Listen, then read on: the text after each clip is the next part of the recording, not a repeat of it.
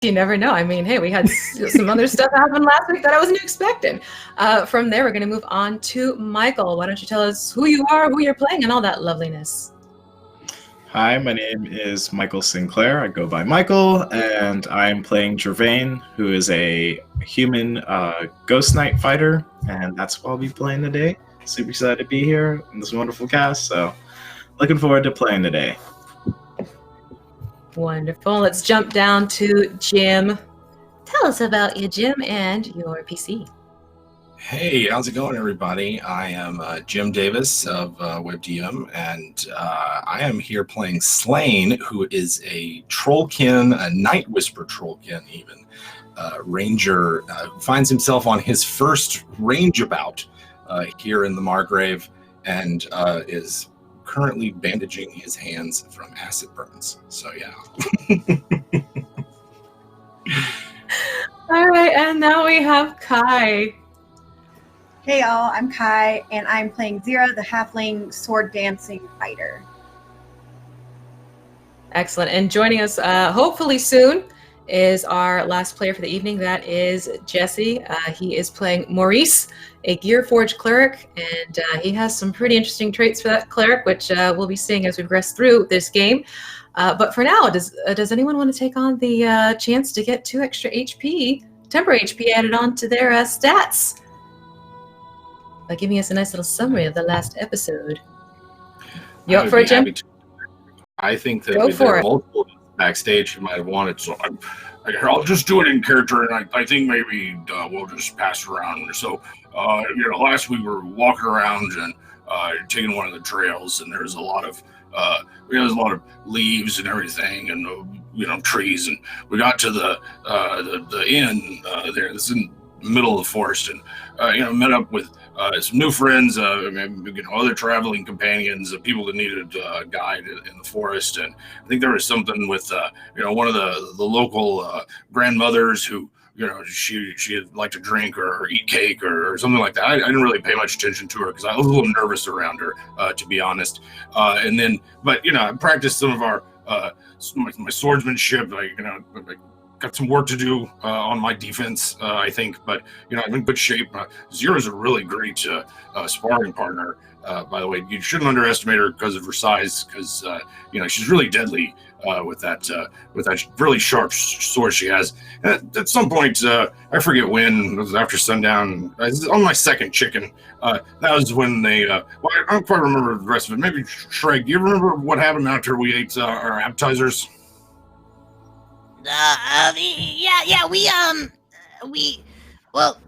The drunk lady wanted to go home, told us all to die, which was peculiar. But then we were called outside because there was an attack by the trees. But it wasn't the trees; they were like these giant weeds. I've never seen anything like it. It was insane. And I mean, you and Gervain and Shira, you all did amazing. You took them out like it was nothing.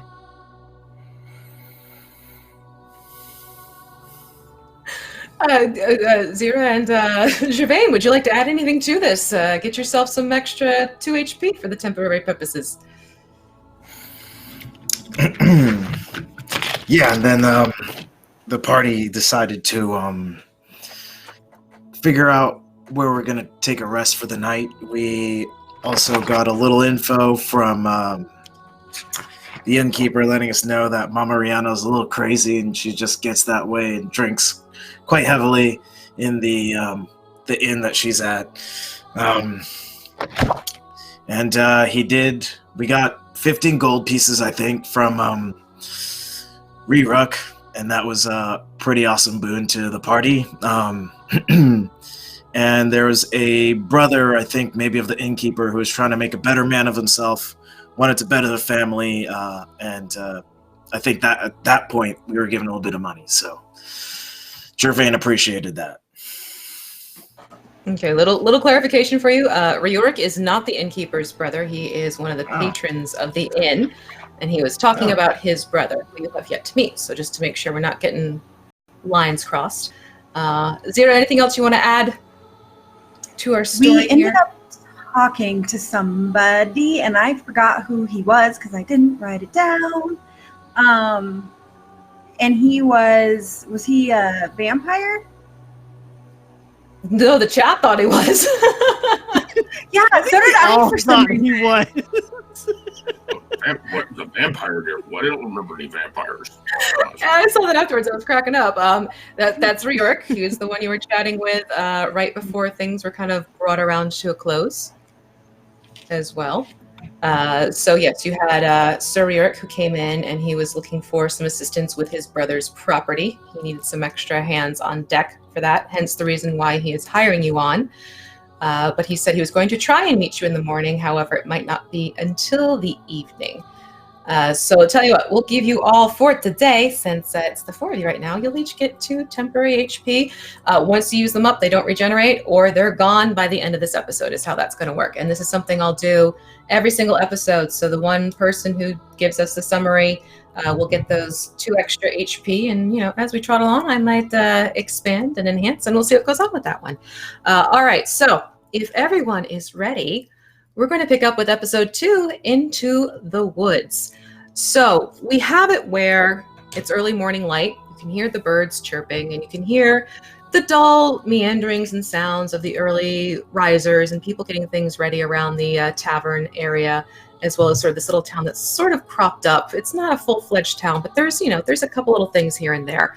So you're hearing some carts and horses go by. You're hearing the tavern door opening and closing for people who come in to get their breakfast. And you've had a good night's rest. So pretty much you've kind of brought yourself back around. You've gotten some rest from that combat. And you vaguely wake up remembering everything that had happened. It slowly comes back to you. And you've each have gotten your own room. Arvid was extremely adamant about that. He was extremely appreciative of the fact that you stepped in, you helped with Mama Rayana, the little local town treasure, for various reasons. And because of that, you've all had a chance to sort of just bring yourselves back around. And you're all finding yourselves rising at different times. AOL is actually up very, very early, and she has trotted out to see if she can find herself some extra supplies. You saw her furiously writing in her notebook before it was time to call it a night. And she mentioned in passing that she might have to meet up with you in a little bit. So she's already headed outside of the tavern. But let's hear about what your morning ritual is like when you first get up and start getting yourself into the mindset of this day. Let's start with Zero. What would your morning look like for you? I rise early and I start with my training. I'll do, sit-ups, push-ups, all of the physical training stuff, and then I'll start in on my weapons training until I meet with everybody else for breakfast. Okay, great. So you're outside in that back area that Arvid has set up? Mm-hmm. Yep. Wonderful. Okay, Shreg, what about you? How does your morning look? I think Shreg is usually up pretty early, and spends the majority of their time, whispering to that little glowing cube, that doesn't really make any significant noises back, but it's like the equivalent of scrolling through Twitter and then browsing Reddit forums, what does the goddess Rava need me to do today, and just kind of trying to better understand the weird machinations of this gear forged or clockwork path that they are on. And it just, they constantly have to be looking at this to understand, and they can't look at it for too long or their mind will just explode. It's like looking into the universe and then looking into 20 billion other universes all at once to understand and calculate the probabilities of what could happen today.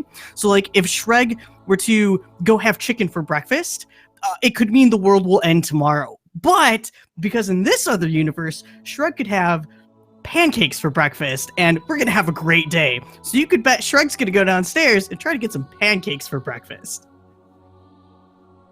Okay, I'm very much loving that factor. Michael, what does it look like for Gervain? Yeah, so Gervain is going to find a high point in elevation to watch the sunset rise, and after he does, he's going to walk the main road, do a perimeter around the little town that he's in, and if anyone sees him walking around and making his paces, they'll see him having a conversation probably with himself, or seeming engaging conversation with himself, or and so that's what they'll basically see is him walking around, feeling his necklace, and seeming to be engaged at the moment, wandering around town and then coming back to the inn. Okay, excellent. So we have a walker and talker in our midst. Slane, what about you? What's your morning routine like for our Trollkin Ranger? Oh, what time is it? That's completely up to you. It looks like you have a lot of early risers. So let's say it's sun up, you're starting to hear the birds, everything like that. Yeah, Slane is not necessarily a morning person, and he is asleep as long as he can. So he's probably snoring. His armor is off in a corner somewhere. He's got his bandages on. They need to be changed because the ointment is sort of soaked through from where he put them on last night. But he doesn't care. He's got a tummy full of 2 chickens and he is asleep. So yeah. I can snore, but I don't want to, bother chat. Yeah, I mean, we can blow up the microphone, but yeah. And finally, Maurice, being a Gearforge, what is it like for you in terms of not necessarily needing to sleep, but what would you do? Well, Maurice doesn't need to sleep, but he does need to center himself, and he needs to ponder the will of the dragon gods. And so overnight, what he would have done is found a place in the room, laid out his prayer rug, knelt upon it, and taken out a water skin that, rather than having any water in it, actually has a very fine oil, and kind of applied it to different parts of his body while sort of humming a kind of tuneless, eerie little hymn that seems to make sense to him, but is hard to kind of decipher or follow along without knowing the rhythm to it. And he would have just kind of done that for at least 4 hours, just general maintenance and upkeep on his body, making sure there's no bits of anything stuck in him anywhere, probably pulling out some plant parts here and there, buffing out some acid damage, I imagine. And then once the sun has actually risen up above the horizon, then he would have rolled up the prayer rug and put everything away and gotten ready to start his day. All right, wonderful. So we have it where you've all pretty much almost gone through your full routine. I could see it where the 4 of you who are the early risers, just sort of getting your morning routine going. For you, Slane, you're actually going to hear a light knock at your door, disturbing you from your sleep. Yeah, just a minute. He puts the pants on. Yeah. What is it? Might I come in, Slane? And Oh, it's that familiar voice of... Oh, So Arvid walks yeah. in. If you recognize the innkeep, the Slane's like all, he just looks his hair back, picks his teeth, opens the door. Hi, good morning. Morning, young man. How are the hands doing? I mean, he can't really heal from acid. His regeneration won't deal with it, so they probably are pretty bad. They'll be all right, though. Which, if you need extra bandages or ointment or anything like that, I do have some on hand for you if need be. Oh, that'd be great. Thank you. Yeah. He starts unwrapping them. Would you care for some assistance? Sometimes it's easier if someone else does it. Oh, yeah, sure. That'd be really nice. Excellent. I guess in trouble. You wouldn't have offered. Oh, okay, sure, yeah. Yes, you sit on the bed, and he'll actually pull a chair that's off in the corner and kind of sit it so he's situated in front of you in the bed, and he'll start gently unwrapping your hands and just sort of looking things over, and you can tell this is something he's definitely done before, and you see that he has this very pensive look upon his face. Slane, how old are you, sir? I think I'm 16, but I don't really know for sure. And he'll stop, and you see his brows shoot up. You're a younger one than granted, I know for the Trollkin, you're considered adult, but you're still of a fresher age than most. Yeah. It's okay. I don't think much of it. I don't really play with a lot of kids my age. When I was growing up, so I don't really bother me or anything. So yeah, thank you. I guess. Well, it sounds like you're off for an adventure soon. And as he's doing this, he's making sure he's putting on fresh gauze and the ointment, and he's very gentle, and you can tell he's got a firm, secure, and sure touch as he's doing this. Yeah. You know anything about what's his name? Yuri or Ririk? Ryork. Ryork's a good man. He and we actually used to adventure together. Long time ago. Long time ago. He, his heart's always in the right place. He always wants to help out his companions. Sometimes it may even affect a little bit of the choices he makes. That's my own opinion. But the fact he's reached out to all of you, it's not something he takes lightly. Yeah. I know how that goes. You think his brother's in some trouble or something? We should have. I hope it's not terrible. Well, that's up to debate, depending on who you ask. Quite frankly, in the area, his brother is an interesting man. The only reason why you would know they are brothers is because they look similar to each other. But in terms of temperament and what they decide to do with their lives, one might as well be night and the other be completely day in terms of their interactions and what they do. Yeah, I'm like my younger brother's me like that, but yeah. So he's not a nice man and not an honorable man. Yuri, not my brother. Well, the brother is a self-centered man. Mm. He's very much driven by what is best for him, whereas Ryork works more on what would be best for others. What about the any of the well, how to put this? Maybe you do, maybe you don't. Any of the fair folk around there? What I mean? The spirit folk, that is, I guess. You upset them or something? Tell you what, you're asking some questions that your companion should know the answers to as well. I received a message. I got a message from Ryork this morning. Unfortunately, his goal last night wasn't achieved, so there's been a change in plan. He's asked that I update all of you in terms of what will need to be done now. So, yeah. Tell you what, you're looking as wrapped up as possible at this point. I'll meet you downstairs. Make sure you get things ready, and we'll take it from there. Oh, that's great. Thank you. Yeah, that's great. I'll be right down. And Slane, you may be young, but something tells me you have the heart for this. Oh, I really appreciate that. This is all I really wanted to do, is just help other people. So I thank you. That means a lot to me. Of course. And he'll kind of give you, he'll give you like this smile, and it's almost got this fatherly tone. You can tell that you sort of worked your way into his concern and care. And he'll just sort of nod his head as he closes the door, and he just softly shuts it. There's not even a slam. It's just sort of a nice little click as you get yourself ready. All right. He gets ready. Okay. So then at this point, the rest of you are probably coming back into that common room area. Unlike last time, it's one of those things where it's definitely not filled at all with too many patrons. In fact, there is just one man there, and he looks like he's traveling along the way as well, and this is literally just a place to get a bite to eat.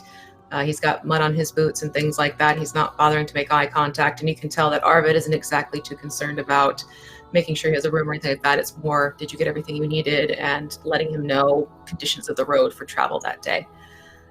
So you'll see there is your table, essentially, where you were sitting before. It's already set with some servingware, as well as a fresh mug of ale to get you started. And you'll see that Jaleese is sort of sitting in the back, and she almost has this pout on her face. But she'll perk up as she sees you start to come downstairs, and she'll wait until you're all seated before coming over. Good morning. I hope you're rested well. Is there anything in particular I can get you for your breakfast this morning? Pancakes, 2, please. 2 pancakes? Do you want them This big. two Sure, this big? other than Two sugar this and big. pancakes, so Shrek. Well, they're probably got a lot of walking to do today. You know what I'm saying? Okay. Can you say that again one more time? Good. No syrup, just a little bit of butter. We'll take. So pancakes for you too? No syrup, butter? I'll just have porridge if you got it. Porridge. Okay, sorry. I was writing downstairs before Sorry, with I the mean, Shrek's. And their price meal. I just, pancakes, Shrek. Come on. It's too much sugar. Well, we all have our vices. What about you, Javin? What would you like for your morning meal? I'll take some I'll take porridge whatever. and I'll take a side of eggs. Porridge And that's side it of for me. eggs. Okay, not a problem. And Zira? Shrek, did your square box thing tell you pancakes this morning? Absolutely, please. This big, just 2. This big. I'll just take whatever Shrek's taking. Okay, so same order as Shrek, not a problem. Maurice, do you want more dead rats? Oh no, not today, thanks. They're a bit of a different omen on the wind today. I think I'll be just fine as is, thank you. Alright, so anything else I can bring you besides nothing? Oh, I'm plenty fine with the company. Alright, then I'll be right back once your breakfast is ready, and Arvid's going to come over now that you're all here. And as she's saying this, Eowell will be scattering back in and sit face self down in the empty chair. And you just see Jaleesa kind of nod her head, bread and cheese, and Eowell will nod to the bread and cheese.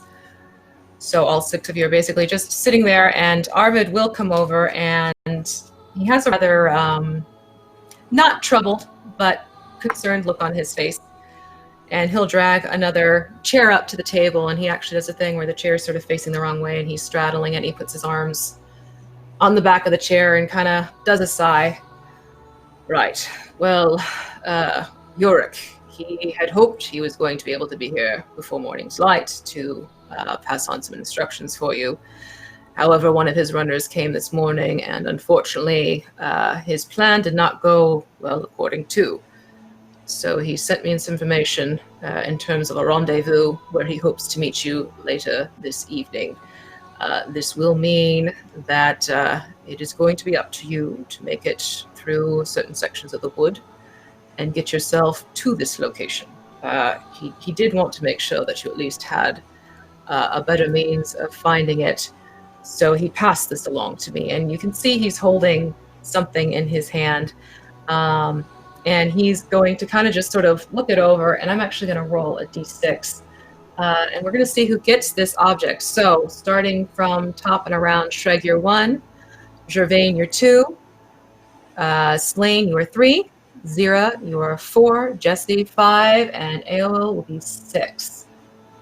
Okay, so Zira. Sorry, Maurice. So Maurice, with a 5.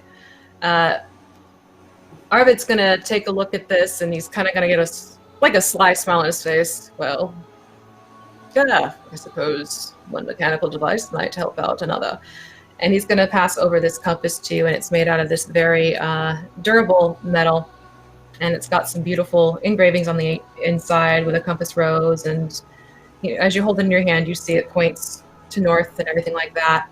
That is going to be something you want to keep on hand, at least for now. And he provided some instructions as well. Of course, that is not to say that should you be needing supplies and such before you go, we cannot accommodate you. In fact, he stressed to make sure that should you want anything else, that I make sure you get to where you need to be first before traveling. Essentially, you will need to head east into the woods until you come upon the river. Once you reach the river, head to the north. As you go to the north, keep your eye out for a small dock where there will be 2 oarsmen and a boat. One by the name of Rupert, one by the name of Uri.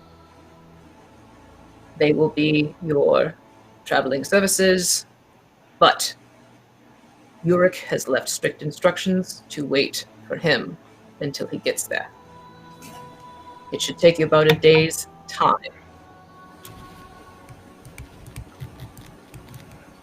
Can I get the names again? Oh, sorry. That's okay. Yes, Rupert and Yuri. And what are we meant to do on the occasion where he doesn't show up? Of course, not that I'm saying they won't, but what if we were to be stuck sitting there for days? Well, I am sure he has left further instructions for the two of them, considering they are his most trusted companions. So once you get to them, I'm sure they'll be more than happy to take over. At this point, he just wanted to make sure that you at least had time to get underway. Now, do you need anything before going? They're a small establishment. There are a few people in the area who do have some goods they could sell if they are of service to you. If you're ready, however, I can easily just point you out the back door and you can start following that compass of yours. No, there's some place we could get it out. That'd be nice. All right, that's not a problem at all. What you want to do is go out the front door and actually head slightly northwest. You're just going to look for a very small cottage-like establishment. It's called the Brothers General Store. Go on in there and they'll be more than happy to make sure you have whatever it is you need, obviously within reason and means. Riorik does have a small tab there. He said no more than 20 additional gold for expenditures. Oh, wow, that's really generous. 20 gold's like, wow. That is more money than I've conceived of. Yes, well, Riorik is, he's a man of his word, and he's a man to want to take care of those around him. And Slane, as you and I were discussing, the nature of the family. Have any of you questions about this before I start prattling away?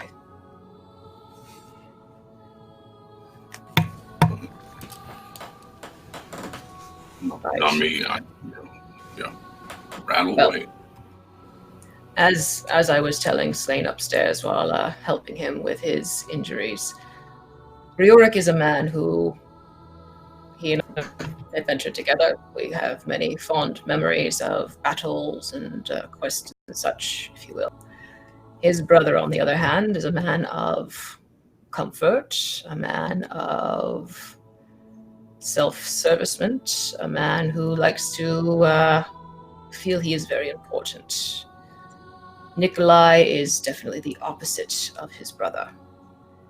He has taken it upon himself to try and eke out what he calls his estate. And you see him kind of get this look of bemusement and a little bit of disgust mixed into it. And I don't know if it was pure stupidity or maybe a little bit of luck. He's managed to arrange a little bit something, though quite frankly, I think it's more because of Riorik's involvement. They have something going on, however, it is not exactly as lucrative as Nikolai would have hoped. And unfortunately, because of what it is he's decided to do, the family is suffering. Many have tried to come in before to the forest and try to make a mark for themselves. But they often forget that the forest is not one to easily bow and bend to the will of man. So Nikolai, in his efforts to make an industry, again, one of his words of import, something is happening. Someone is seeking out this family.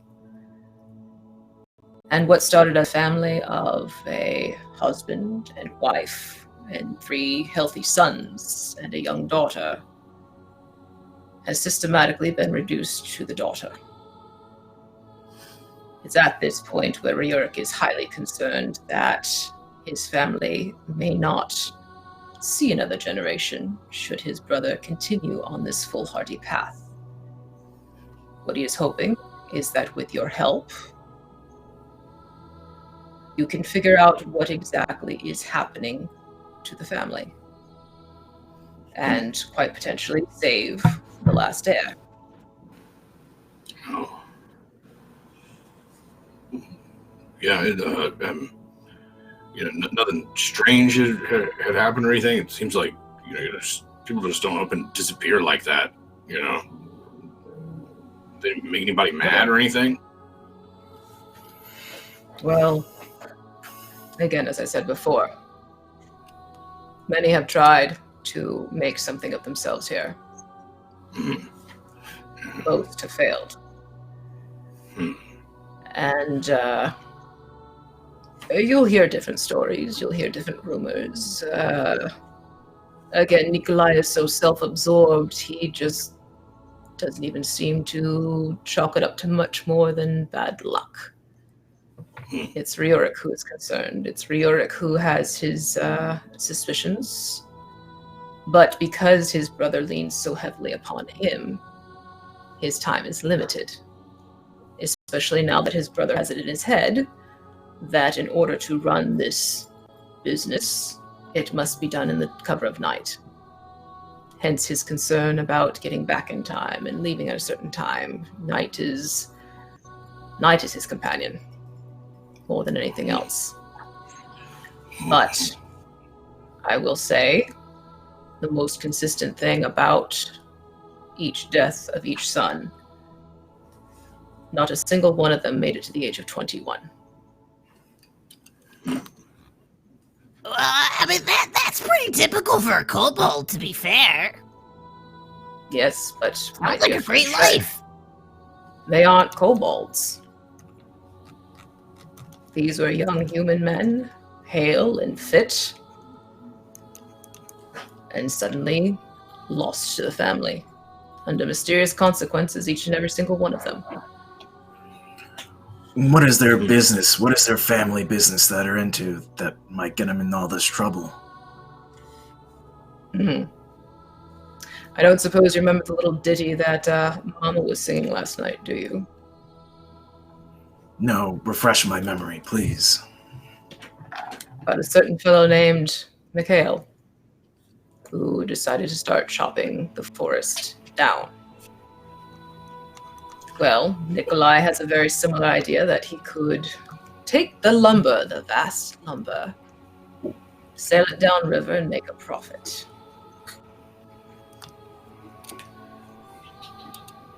Like I said, he's not the smartest man. Yeah, I mean, so, I mean, we gotta go look around and see, but, maybe local folk down there know something more, but gosh. Seems troubling. Yes, it's not going to be the easiest of situations, whether it's Ryurik needing you to help him convince his brother to cease this industry, or determine what this industry has caused amongst the locals. But your ultimate goal is to make sure that that daughter is protected and is safe. And How old's the daughter? She's 16. And the father is working on an arranged marriage. I mean, we can keep her safe, Yeah. Excellent. Yeah. Unfortunately, I don't have much more I can provide you outside of hearsay and rumor and stories that come across the threshold. Ryurik is now just only swallowing his version of pride and realizing he can't do it on his own. Now, forgive me if this comes out as seeming too suspicious, but do we happen to know any rumors or any stories about this this betrothed fiance for the young daughter? They have yet to find one, for every single family is running scared. Interesting. And then Maurice is just gonna kind of stare down at that compass. Right. Well, daylight is burning. Should you need to get some supplies, again, just go out the front door. Just head to your right, just a little ways up the road. It won't even be a 5-minute walk. Thanks, Arvid. Not a problem at all. I will leave you all to it. Best of luck to you, and I hope to see you again at some time in the future. And he'll stop and he'll look at each one of you almost as if he's sort of memorizing your faces a little bit, and he kind of gives a long sigh and he'll heft himself up using the back of the chair, and he'll adeptly turn around and swing it to the next table over, and he'll walk back to the bar where he just sort of starts taking care of things. And he's not quite as upbeat and taking in things as he was the night before. You can tell this is something where he's concerned about his friend, and you get that sort of sense of what's going on. So you're free to finish your meal, and Jaleesa will come over and she'll collect your plates, and now it's up to you. Yeah. I'm gonna just head to that cottage that he was talking about. Anybody wants to join Slane can. Yeah. Wait, the cottage. Maurice will go. It's sort of like a little general store. Okay, yeah. Gotcha. Yeah, they gave the party 20 gold to spend. And you have your additional 15 on hand. Okay. And I'm that's the definitely going to go total- to the... All right, so we have Shreg, Zira, Slane, Gervain, Maurice. You gonna go along too? Definitely. Okay. So as you go out the front door, the sun's come up a little bit more than when you were all first up, Slane excluded. And there's a little bit more activity going up and down the road. But again, because you're looking at the fact that the winter's kind of ending and spring is starting, that road is sticky and muddy in some spots. You can easily sort of tiptoe around as need be. You'll see a few travelers who must not be quite as used to this. And, there's a couple of stubborn mules that don't want to go any further because the cartwheel is stuck. But it looks like everything is normal and on hand. And as you're going a little 5-minute walk up, you'll see it's just a very simple cottage. And there's a sign hanging on the front. It just says The Brothers Store. And there's a simple door up front. Looks like this is it. I go outside. Okay. Anyone else follows? Yeah, I'm gonna join in as well. All Right, sure. Yeah. So you're all in. Will kind of be at the tail end of it. He's really really interested in this compass and all the engravings and stuff on it. It's got his whole attention. Okay, so you're infatuated with the compass. Perfectly fine. All right, so as you walk in, why don't you all give me a perception or investigation, depending on how serious you want to take in your surroundings at this point.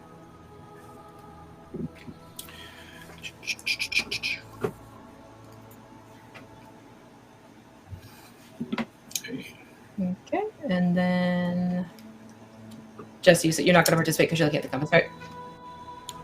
Okay, so for Slane, you walk in and you can tell it's definitely a place where you can gather some supplies. It may not have every last little thing as you would find in a place like Zobek, but it's enough to get the job done for, traipsing through the woods type of thing. Same thing for you, Shreg.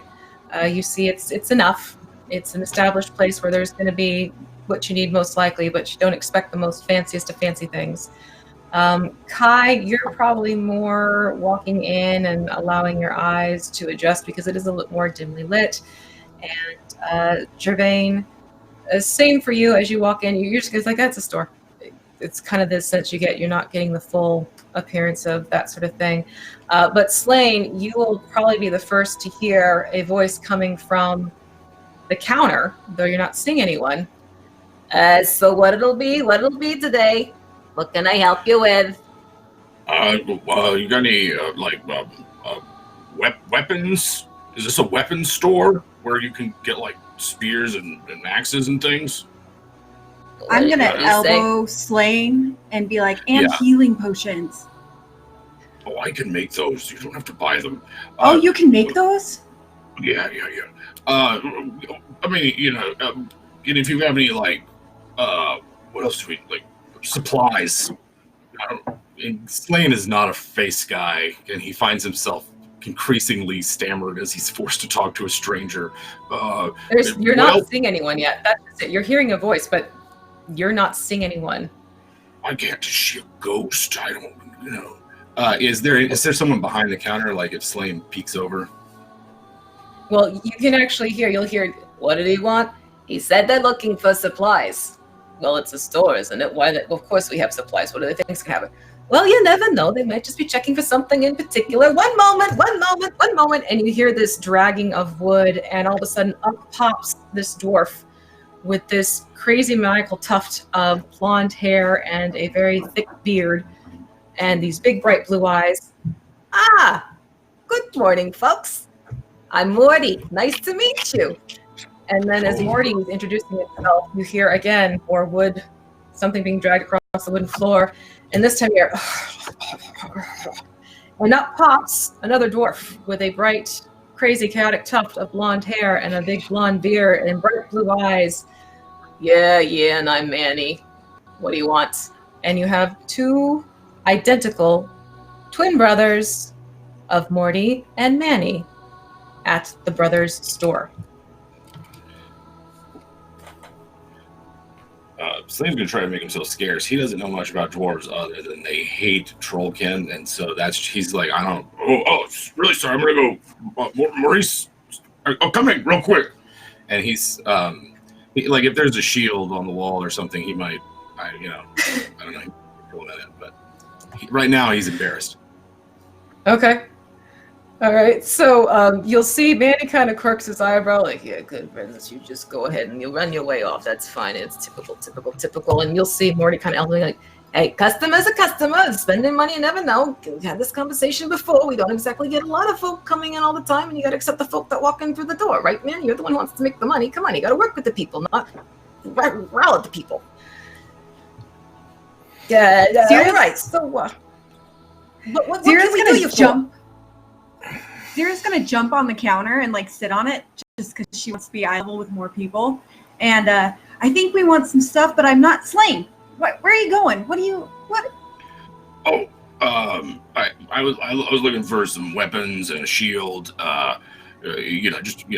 feel like a shield would really help me. But we could also use some other things. You guys got enough rope? Everybody got enough rope? Yeah, I was going to ask about some more rope as well. I think some more rope, since we're going to be near the river, is going to be pretty smart. Do you, Morty and Manny, do you have any rope? Do you have a shield for this man? And I'll take a longsword if you have it. Well, I mean, yeah. I mean, we've got the rope and we've got all that. You said a longsword? Yeah, I know it's the general store, but just figured I'd ask. Well, one second, and you'll see that Morty's going to lean into Manny, and he's kind of like, and they're whispering back and forth, and no, I told you that. And Manny's going to jump off in a huff and grumble like, yeah, back room. It was about the back room. What is about the back room? Like the back room is this under, not the bag of holding back room. And Morty will kind of turn around and flash a smile. Right, so my darling brother, he's going to go check this out for you. Not a problem. I can definitely help you with the rope. I can help you with tents. I can help you with rations if you need something, kind of help you get along the way. Rope. How many coils of rope do you need? I'd say at least one each. We don't know if we're going to have to, what we're going to face, or sometimes you have to leave a rope behind and it starts to fray and get broken. You can't have too much rope unless you have so much rope you can't carry. Right. Yeah, So I'm a little bit more experienced when it comes to these things. 150 feet of rope would probably be best for what we need near the river. okay, that we definitely not a problem. I mean, write this down. 150 feet of rope. Okay, yeah, we can do that. Not anything else you might need. I highly do recommend, perhaps a nice little bit of tinder. And maybe some flint for starting fires if that is not your specialty. Those definitely can help you out.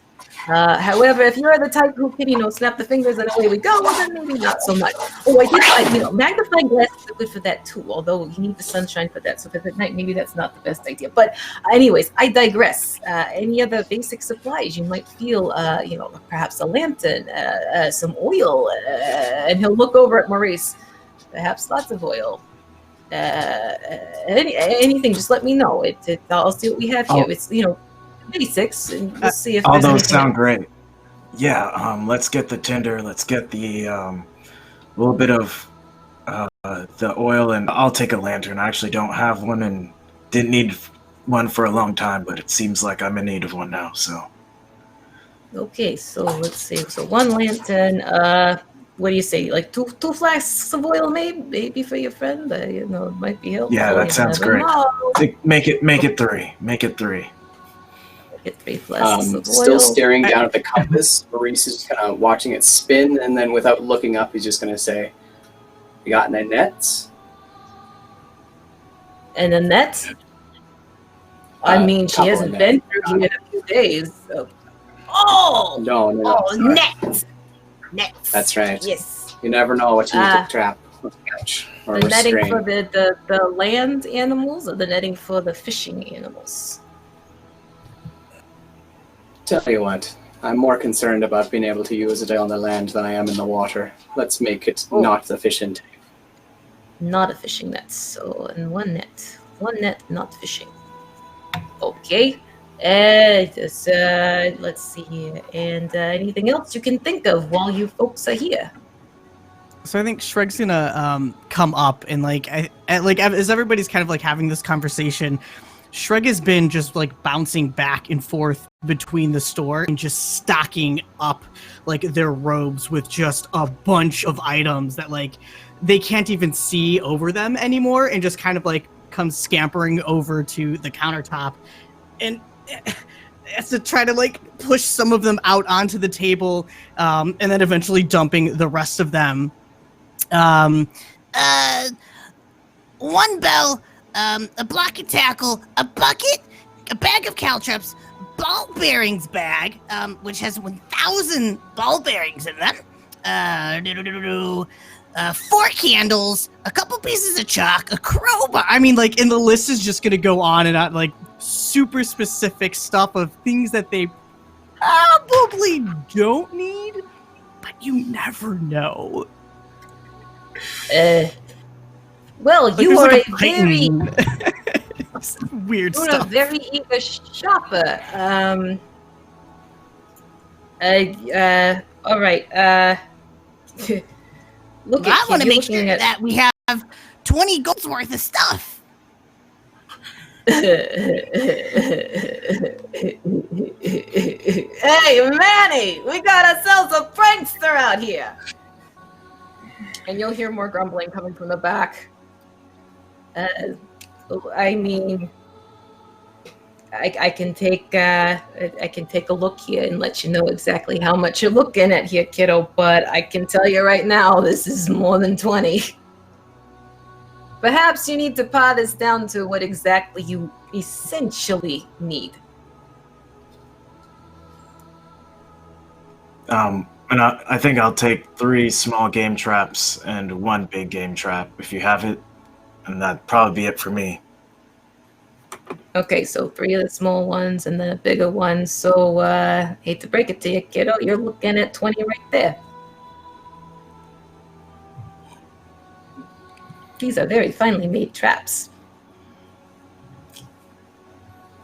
I'll pay for the traps myself, not to dip into this group fun that we got going on. Okay, well, hey, Not big you, the spender. nets. All right, so you're gonna take the game traps, and the nets are in the community pool. No, that's plenty fine. Yep. I can pay for them myself. Seems like the small friend here is pretty excited, and I'd hate to take that excitement away. All right, No. This is us. It's for all of us. I mean, you never know when you're gonna need this, and like, I think he'll pick up like with both hands like a sledgehammer.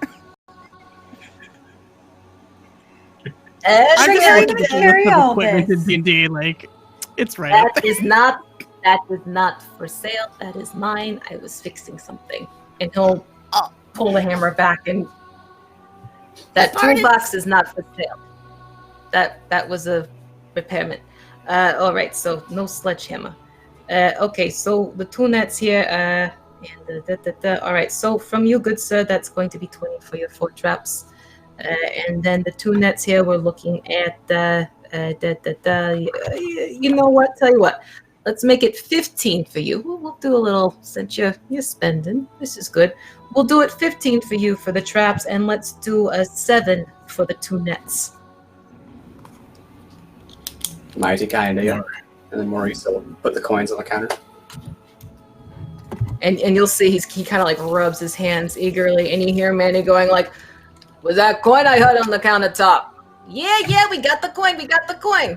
All right. I'm still looking. I'm still looking, but keep him by him. So he's just taking the money in, and he'll push the traps and the nets over to each of you, and he's he's going to take a look at the list that was originally established. All right, so you still want the tinder, the oil, and the lantern as well. And the flint too. I might have forgotten the flint. And the flint. Okay. Again, looking that over, let's call that a nice, let's do 12 for all of that, if that works out for you guys. Which is leaving you 8 gold pieces left out of your group community pool. Well, any suggestions, anybody? If not, then we could probably spend on some really nice food to keep the morale up on this journey through the river. Oh, If it's not too much trouble, I might take a second lantern. I unfortunately can't see in the dark, and I was always wondering if I might be able to fix one right to myself and kind of solve that problem. Yeah, your type is always doing something to themselves, aren't they? Yep. Mm-hmm. All right, fine. That's 5 for the lantern. Self-improvement is key for success in life. You go ahead and tell yourself. Staff or something, No, you know, no. like a walking stick or something, like just a big straight stick. You know, Uh, 6 feet. I mean, he's gonna look, and there's like a broom. You mean like a Oh yeah, that'd broom be stick? that'd be fine. Probably, yeah. Okay, well that's like a silver piece there. Oh, If you just want a alright. broom. And Selena will fish around in his pouch and hand him a silver piece. Thanks. Okay, so you got congratulations, you bought yourself a broom, kid. And Oh, at yeah. this point, Manny's gonna come harumping back in. Yeah, no, there's nothing in the back. There's no shield. There's no long sword. And I told you there's no long sword. I told you that it's not like they've been coming in. It's not like we're blacksmiths. We don't know why we keep telling these people these things that we can actually get it. And they start actually kind of bickering back and forth with each other for a little bit, to the point where they're actually mirroring each other in terms of like the shaking of the pointing fist at each other, and they're both getting like this very like peaked look to their faces, where it's almost like their noses are bright red now, as are their cheeks, and their eyes almost seem like this fiery color, to the point they've actually forgotten you are there as they're quarreling over who's been doing that. So it's up to you if you want to try and continue your purchases. They've made sure that you've gotten everything you need. At this point, you do have 3 gold pieces left out of your 20 that has been there for the expenditures. Just want to spend the rest on like rations. Yeah, like really, really nice stuff. And then I would just Okay. pile the money there, tell them the nice rations, and then try and get out of there.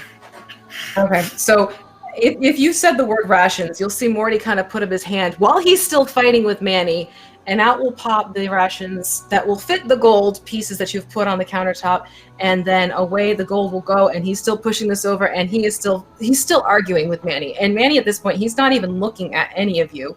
And you'll see Morty just kind of waving his hand. All right, folks, have a good day. No, and I'm telling you, you are wrong about this, and I don't know how many times. If you want this to be a success, forget it. This is it. No more, not happening. And they've lost themselves to sibling bickering. That's a shame. I love them.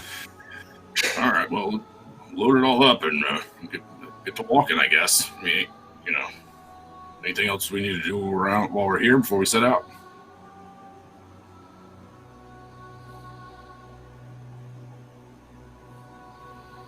I'm all set, friend. Little concerned about all the omens we're seeing today, but I suppose there's always a day for ill omens. What kind of omens? Well, being given a strange method of finding direction in life, he kind of holds up the compass. Two brothers set at each other's throats. A story about dead children, and just something's not quite right. Doesn't sit right with me today. Yeah, it seems really bad. Everything's gonna be fine. We hit pigs today. Oh, yeah. Well, yeah, I guess that's all right. I mean, omens are, you just kind of listen to them and things work out. I'm sure it'll be fine. I hope you're right, friend. Me too. Well, I think we should pay attention to them, though. You see, they might be able to tell us, really important things. I don't think I need to tell you that, though. You seem pretty in tune with, the secrets and, you know what I mean. I don't presume anything. And now Slane's just embarrassed he said anything in the first place. Maurice is just kind of gonna pat him on the forearm, because I'm assuming Slane is quite a bit taller than Maurice, and just kind of give him a look, not quite a smile, because he's got the fixed metal face, but just kind of a little half nod. It's all right, friend. Like Shrek here, it seems you get a little excited and then you kind of start stumbling over your words, but you're doing fine. You got to be a bit more self-assured, my friend. Oh, thank you. Appreciate that, Maurice. Well, whatever your compass is telling us, warning us of, I think it's worth checking out. I think you might be right. Shrek, my little friend, got a question for you. Yeah. Are you capable of producing any amounts of heat?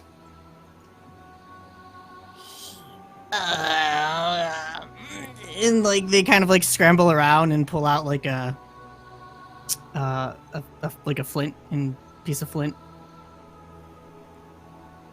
I'm afraid I'm looking for a bit hotter than that. I was hoping maybe something of the magical inclination, but that's all right. It can wait.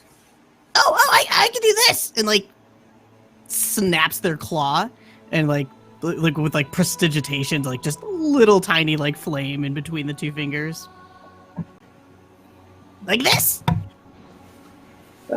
Closer, but I'm afraid still not quite powerful enough. That's all right, friend. I don't mean to trouble you. No. And I think he's just gonna they're gonna spend a moment just extending their fingers back and forth to make the flame a little bit bigger, and then a little smaller, and then a little bit bigger, and then a little bit smaller until it fizzles out.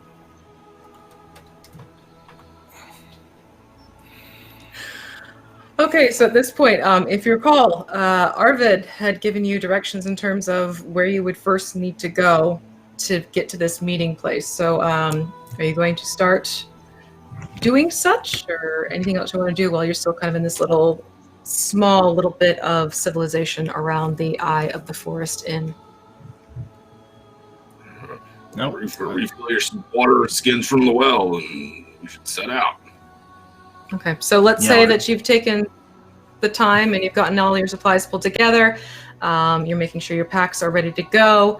This is breaking fourth wall, did we talk about the whole carrying system between Slane and Shrek? Is that in effect? Yeah, and yeah. I mean, I've got my weight calculated up if it ever comes up. So I think that Slane can handle. How much does Shrek weigh? You're probably the whole wet. You're like 40 pounds. Shrek is carrying like 23 pounds, and I think they're only like 40 pounds. So like 70 total. Okay, a small child.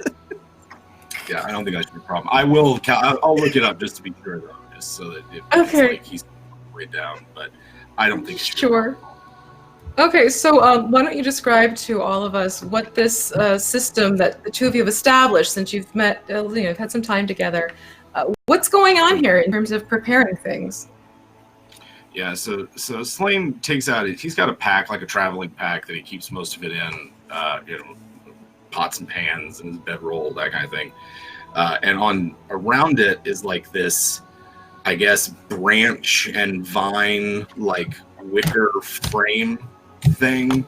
I don't know how Shrek's decorated it, but Slane would have built like a sort of a place to sit with like so that his legs, so that Shrek's legs would kind of come down over his shoulders, and I guess if he wanted, he could sort of like sit like right on his shoulder, right on Slane's shoulders, but it's also got like a, it's like a papoose on his back, and so he's just shifted everything around so that it sits lower than it normally does, and Shrek has a seat because the roads are muddy, and Shrek, I don't mean to offend you, but you got those small legs, and it can be tough with the mud, Oh yeah, I fall in holes and puddles all the time. This is way more effective to travel. Plus, I can read. Oh yeah, he can read as well. And here, I'd invite you up, but I don't want to insult a great warrior like yourself by suggesting you need to be carried or anything. So, but if you need a hand, I'm happy to help. Oh yeah, well you're so kind, and I really appreciate that. That's why I like you. And I think Shrek will go ahead and take your hand and just like hop on up. Yeah. All right, so basically we have this lovely system where Slane is Shrek's trusty steed. That's awesome. Which I love that idea. All right, so you're all suited up, you're all geared up, and you start walking into the forest. Now, if you wanted to, you could take that little side area by the Eye of the Forest Inn to get into its back court area where the training was, and also where you encountered those plant monstrosities from the night before, and start working your way back through the forest if that's where you would like to go. Yeah, are there roads is there a road or anything running east then, or is that like the shortcut cutting back through behind the end?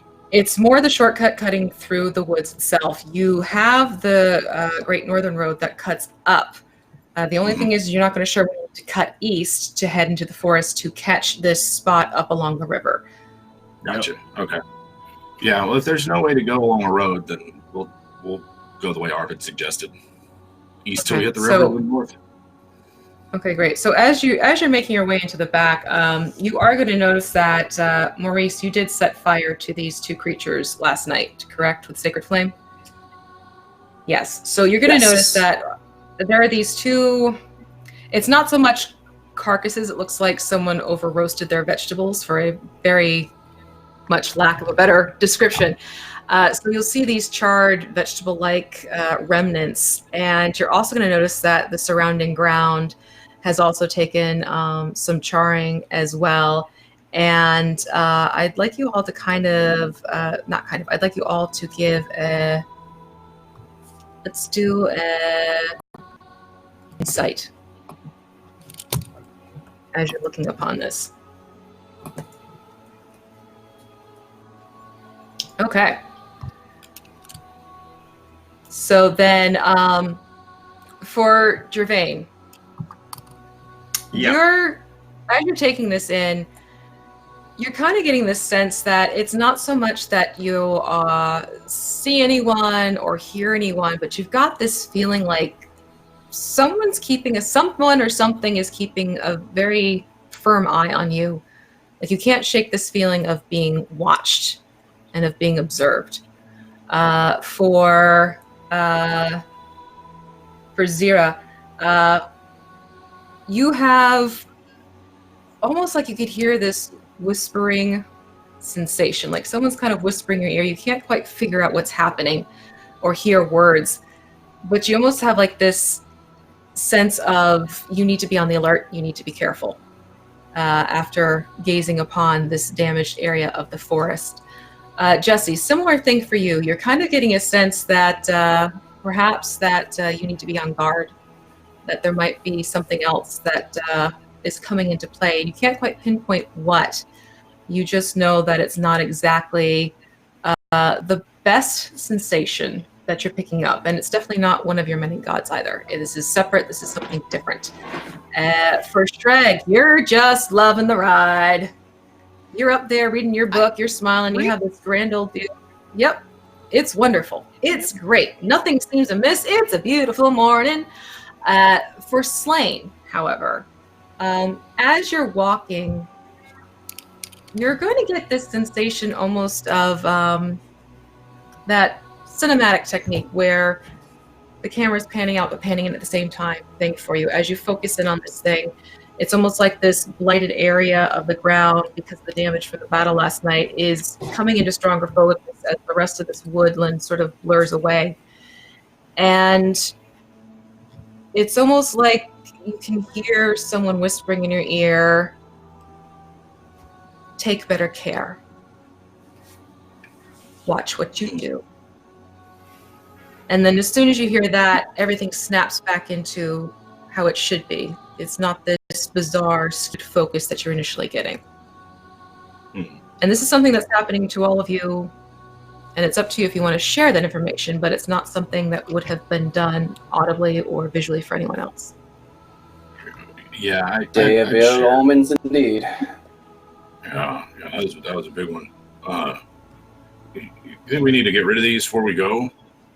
You know, not have them hanging around out here or something. I don't know. Doesn't feel right. I think them out. nature will take it back. That's true. They've been out here for a while now, so I don't know. You know, just and like, do they? Looking at them now, you said they look like roast vegetables, sort of. They're just charred and kind of. Yeah, it looks like. It essentially looks like that piece of onion that fell off the kebab in the barbecue grill. Yeah, you know, it's sort of this charred, wispy. There's a little bit of something left to it, but it's certainly not of much use and or whatever because of how much it's been burnt up, essentially. Did I get the sense that like that the care that we didn't show is like we shouldn't have just hacked them up, or is it like we should have tried communicating with them somehow? Like Slane's trying to think. He's like, well, they were just kind of came out of nowhere at us. Okay, I want you to give me a nature check on this one. Okay. You're somewhat familiar with the forest. Yeah. 15. Okay, that's not too bad. So it's not so much as you're looking at the remains of these plant creatures, it's more that you're noticing the surrounding area has also been damaged. Not just these creatures, but the surrounding area. Gotcha. Okay. And that seems to be more of the focus, that it wasn't just these things, but there was more to it. Oh, yeah. I'm gonna grab onto both plants if I can manage it with how strong I am, and try and start dragging them into the forest, at least to a part where it's not in the town, because I imagine the forest meets up pretty close to the town. So I'm gonna just be like, here, let's get these out of here. Let's get away from these folks. You're like 10 feet into walking into the forest as it's, encroaching upon the back area of the Eye of the Forest Inn. So you can start tugging these things, but let's do a athletics on this one. Because you said you want to try and get Maurice help to give him advantage? Yes, because you said that before you actually rolled. So either way, you're still looking pretty good. So, Gervain, you can definitely haul these because there's not much left of them, we'll say. So you can easily drag these into the threshold of the forest, or a little bit deeper in if you want to stay, take it another. You have 30, right, for your... For what? 30 for my what? My speed is 30. It is. Yep. 30. And then I rolled 21, it looks like. So, yep. Yeah, so I'll give you that you can just basically pull it into the woods and maybe about another 5 feet in. So it's not the full 30 because you are pulling these two. Yep, that's all I want to do, and kind of drag it off the main little tiny path that it's on and just kind of huck it into the forest so that it's not in the way. Okay. All right, so removing the carcasses of these previous plants. So now all that's left is this charred area left from where they were also torched.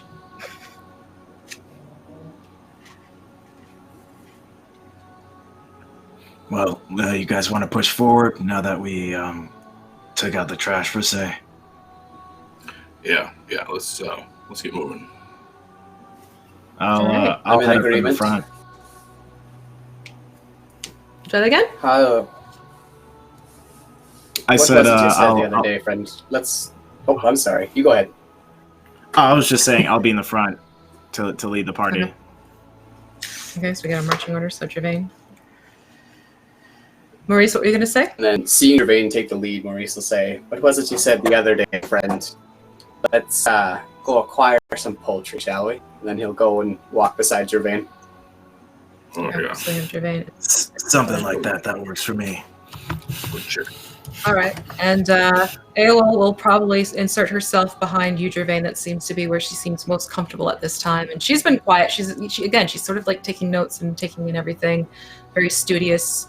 And then Slain and Zira, it's up to you how you want to finish this formation. If you want to kind of be the last double behind with AOL between the two of you situation, or if one of you wants to flank it next to AOL.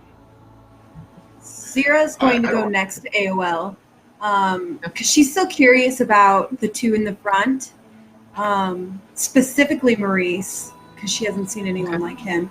And she kind of wants to watch them. Sure. So then, Slain, you're good with the back row? All right. Yeah. Slain will take it back. Yeah. Okay. So, well, obviously, Shreg and Slain, the two S's we have going together. All right. So let's say that you start entering into this wood, and it's right now. It's you hear the bird calling, you hear other animal sounds and things like that. It's a forest. And as you're progressing, I'd like you all to give me a perception check. Meta question: How is the sunlight in the forest? It is still earlier morning, so you don't have the sun directly overhead. The lighting is more dappled. It's not full blast sunlight at this moment. So it's sort of like, you know how when you drive through a road where the trees have encased over the road and they've met in the middle? Mm-hmm. It's sort of like that. You get a dappling of sunlight and you get some bursts of sunlight here and there, but it's not, true full sunlight. It's lit enough where you can see. It's not dim. It's not dark, but it's not fully lit. Okay. So would you say then that it's not detrimental? No, it's definitely not detrimental. No, okay. No. You're dealing with a nice sunny day. It's not that there is storms or anything like that happening at this time. So you're all still good in that respect. Okay. So, all right. Basically, as you're walking along, you can kind of see there's like this what looks almost like a footpath, if you will. It's not exactly worn very down. In fact, there's fresh growth that's cropping up already from whatever or whomever may have been passing through back and forth. But you can kind of follow this path, and Maurice, if you're looking at the compass, it's doing what you need to do, and you can tell that you are heading in the direction you've been told to, which is east at this moment. So as you're progressing along, again, you get this sun dappling, and things are looking okay. And I am going to roll a quick little thing here right now. Is it possible to keep an eye out for just all the herbs that I would need for the different herbalism things I can make? Like just as we're walking, like grabbing it here and there if he sees it. Tell you what, why don't you do a nature check? Let's see if that's something you can swing while you're marching along with your companions. Sure. Yeah, probably not. That is a 6. Yeah, I think at this point you're still kind of getting the lay of the land. You're more concerned with making sure everyone's sticking together and this footpath is, doing what you need it to do. So no, unfortunately at this point you could not really grab or gather anything alongside of it. Let's do, let me just roll something really quick here. Da-da-da-da-da-da. Okay, so what I'd like to do is let's do another round of a perception check. Let's say you've traveled about an hour into the forest now.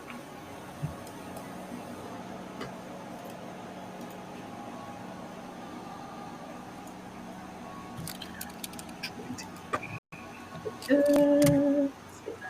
12. Yeah. 12. And there we go. All right, so for Kai and great. So for Kai and Shrek, at this point, you're sort of looking up and around in every which way, more taken in by sort of the beauty of the trees and the way the leaves are moving and the sunlight showing off of them. The rest of you, though, you could swear you've just heard something off to the left-hand side.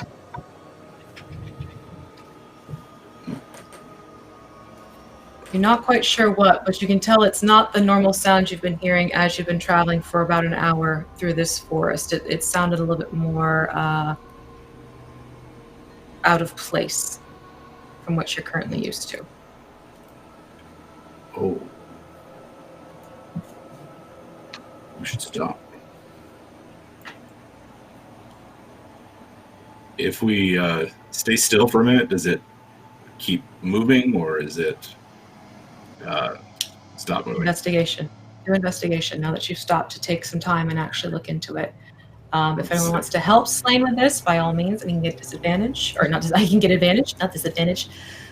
Right pew, wrong church.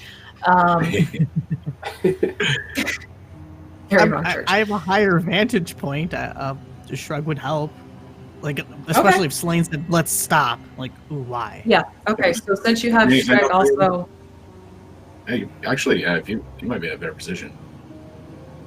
I'll take a defensive posture while he says this. Okay, not a problem.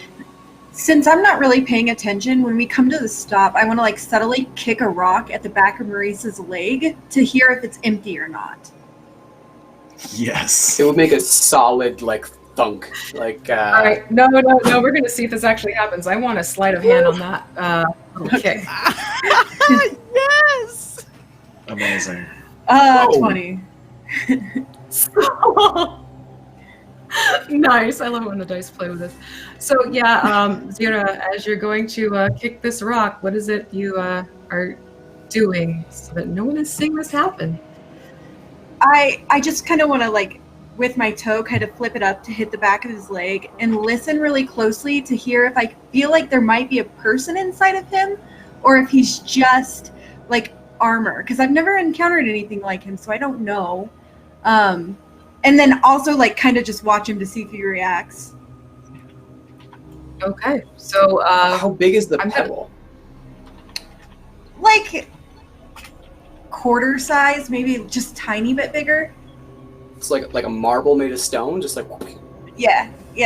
Okay, he would notice that, but he would not have. I mean, he's too engrossed in the compass to have like seen you do it whatsoever, especially with a 20 sleight of hand. So he would just like notice it and look down and then not see anything and then just kind of look back up. Ill omens, I tell ya. Sorry, we just stopped so quick. I must have, slid. I slid. It's a thing. Is it happening? It's a thing. It's just slid. Okay. So did we do our investigation yet with the Shreg and Slane working together? So Slane, you get advantage on this factor. Oh yeah. Let's see. What we got? 15. Yeah, it's pretty good. Okay. Maybe. So with a 15,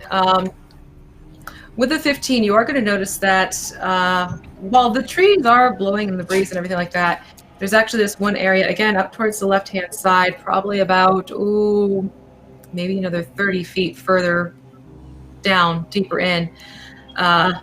it's one of those situations where, yes, the branches are swaying above in this one direction, yet further down in the brush area, while the other brush is sort of just lightly going with this breeze, there's this area that's definitely getting tousled around a little bit more. And the second your eyes land on that area, it almost seems to just stop. I don't know, Shrek. What do you think? Is that a tree? I don't know. Could it be an animal? Probably could be, I guess. But I mean, I don't know. I guess I'm spooked after last night.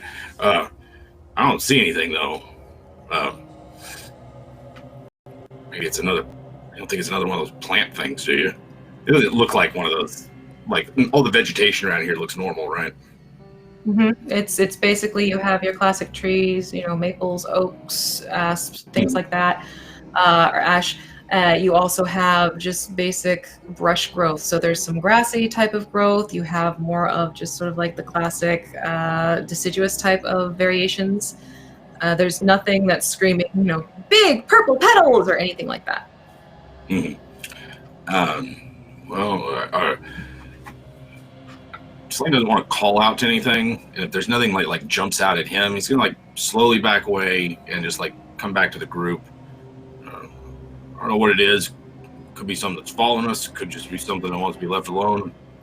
I'm not one to go poking around a strange shrubbery just to see what's in there. So maybe we just keep an eye on the back. What do you think? Yeah, let's try and move slowly and stealthily, and maybe keep an eye out on what we might see for a bit, at least for maybe another hour, and then we'll move normally again. That sounds good to everyone here. Yeah, that sounds good. Good plan. All right, Maurice, so if you're all trying to... is still he's obsessed with this compass, but he's gonna look away from it for 2 seconds. He's only half paying attention to the conversation around him. He's gonna look up and look around, and then he's just gonna shout at the top of his lungs, "If you're looking to start some trouble, on out, make peace with your gods, or mine will help me make you into pieces." Maurice! If it's gonna be following us, little friend, then might as well deal with it now. So, as you are shouting this, the bushes start to move again, and you hear this low guttural coming from the distance. Hey, Maurice, not everyone wants to transition over to the next life already, all right? Let's just keep moving forward. If it's our time to transition, let's do it while we're in transition. All right, so right now you all need to do stealth checks with disadvantage because your presence has been fully alerted. Oh, damn. And then there's 0. Got him. Oh, no. Oh. Ouch. Big oof. Okay. Okay, so... It's a disadvantage.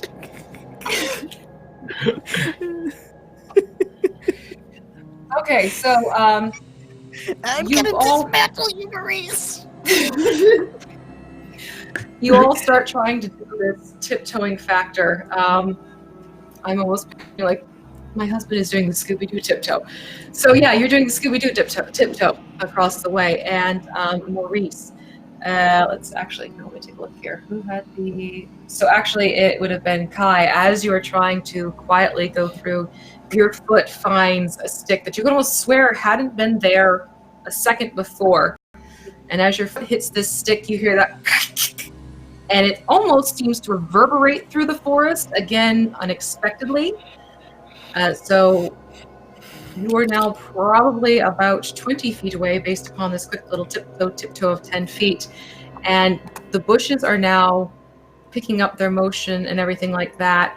And you are going to see these 3 pairs of bright yellow eyes peering through and at you. I'd like you all to start unrolling for initiative, please. Because you're done Done let something know you're there. 22. All right. 18. So 18. It's gonna be a big and nat then- 20. Okay, so 15. 24 Maurice. Yeah, if you guys can just shout out what you got, that'll make it a lot easier for me. Gervain, Yes. 6. you got a 6. Slain, 15. 15. Okay, so And then what we're going to be doing with, because I don't like playing the character when they're not here, basically we're just going to have EOL just sort of like keeps her way and hides herself in this very dense brush is how we're going to treat what she's doing at this moment. Instead of taking initiative, she's gone into hiding. So then Slain and then Gervain with a 6, and then that's not my mouse pad, that's not going to work. Okay, and then the question mark is going between Gervain and Slain. All right, so Zira, you see these 3 sets of not glowing, but intense yellow eyes peeking through the brush at the 5 of you. What was it you would like to do at this point? When that stick snaps, I'm just going to freeze and kind of like smile at everybody. And when we see those eyes, I'm just going to stand there hoping that, and I'll hold my action to see if they attack, and seeing if not attacking them will make the situation okay. All right, so you're holding action, you're holding it until you see whatever these creatures Them are come out, attack. and then you're going, okay. So hold until you see the creature attack. All right, so that is your hold. Thank you very much. And then we're moving on to Maurice, correct? Yeah, does it seem like it's 3 separate figures or 1 figure with 6 eyes? It's enough where you can tell it's like 3. It's not quite a triangle formation, but you can tell it's 3 separate entities hiding in the brush. Okay. Maurice would take out his mace and shout to the creatures, "Now, if you were that scary, I feel like you wouldn't have to be stalking us in the woods like this.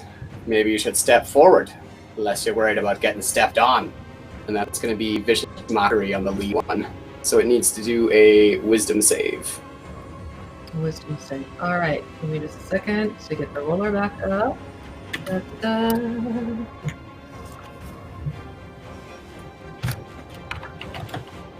Okay, so with a whopping 9. So it's going to take 3 whole points of psychic damage, and it will have disadvantage on its next attack roll. Okay, is this for each separate? Is it one creature that you're targeting, correct, for Vicious Mockery, or how many? Just can the you one target. Just the one. Okay, so which set of us do you want to take? Right, center, or left? Center. Always Right, go so after the center. leader of the pack. These are the pack. All right, so the center is going to be taking 3 points. There we go. All right, so that is Maurice. Now that takes us to Shred. What are they going to be doing? Are we doing this? I think they're gonna yell questioningly to seeing how Jira didn't attack, but Maurice did. I think Shrek doesn't know what to do and will probably hold their action. I'll hold an Eldritch Blast until either Shira or Slain make an attack. So whichever comes first, 0 or Slain? Mm-hmm. Okay. All right, so that brings us to Slain. What is it you would like to be doing? All right, so Slain will draw his sword and advance to a position where he's kind of, if not in the front, because he doesn't want to endanger Shrek too much, at least is like in a place where he can get into melee with him.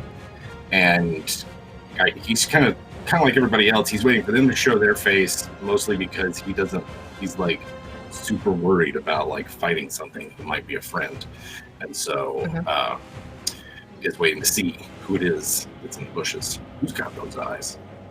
So Okay, holding so you're action. holding action, expecting what to happen to take action. An enemy to appear and for me to stab. Appear and then stab. Okay, that's pretty darn clear. So it is now these question marks' turn, and they are going to start emerging from this brushed area, and they're going to move forward. And as each pulls out, you see first these snapping jaws of snarling teeth, with this snout at the end of them. And then as the faces come out, you see these yellow eyes set in these wolves' faces, and they are locked on to all of you. And the three of them begin to advance toward you. And they are going to move forward, not quite yet taking attack, but they are going to get on top of Maurice, right? Because you were in the front. Gervain. Slain, did you move forward? Yes. Did you take movement with that hold, or did you say that? He would have moved forward. I guess I thought they were coming at us from like the side, but he would have moved wherever the eyes were. Okay. So basically, it's the three of you that these three have each kind of targeted. Maurice, the one that you've cast Vicious Mockery upon, the center one is heading towards you. Gervain, right one is heading towards you. Slain, left one is heading towards you. Cool. And they're snarling and they're growling and they're actually, let's see. Yeah, I'm going to do that. One moment, please.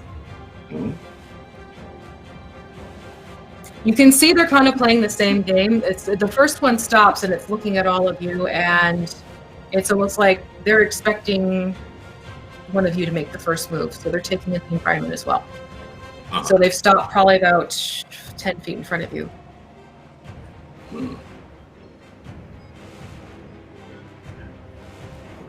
Maybe wait a minute.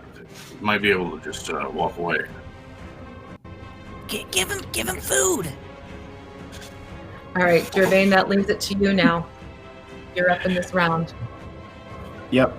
Gervain's gonna take a step 5 feet ahead of the group, like 5 feet closer to them, basically keeping a 5 foot distance, a gap between himself and these forest beasts.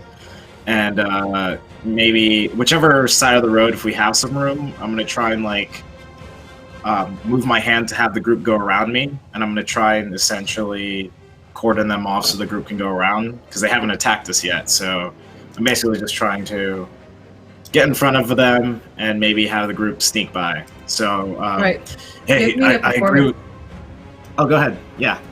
Give me a performance check on this, because it sounds like you're trying to evoke that you're not trying to fully engage and you're trying to get the others to pass behind you. So you're acting as almost a human shield, for lack of a better term. Is that what I'm correct. hearing you say? Yeah. And then performance, I'm going to be doing that with advantage because of my trait of being a wanderer. So let me do this real quick. So a 19. Okay. So with that 19, you have managed to sort of take this stance of confidence without being intimidating. And you have given your friends sort of this open space, and you're going to see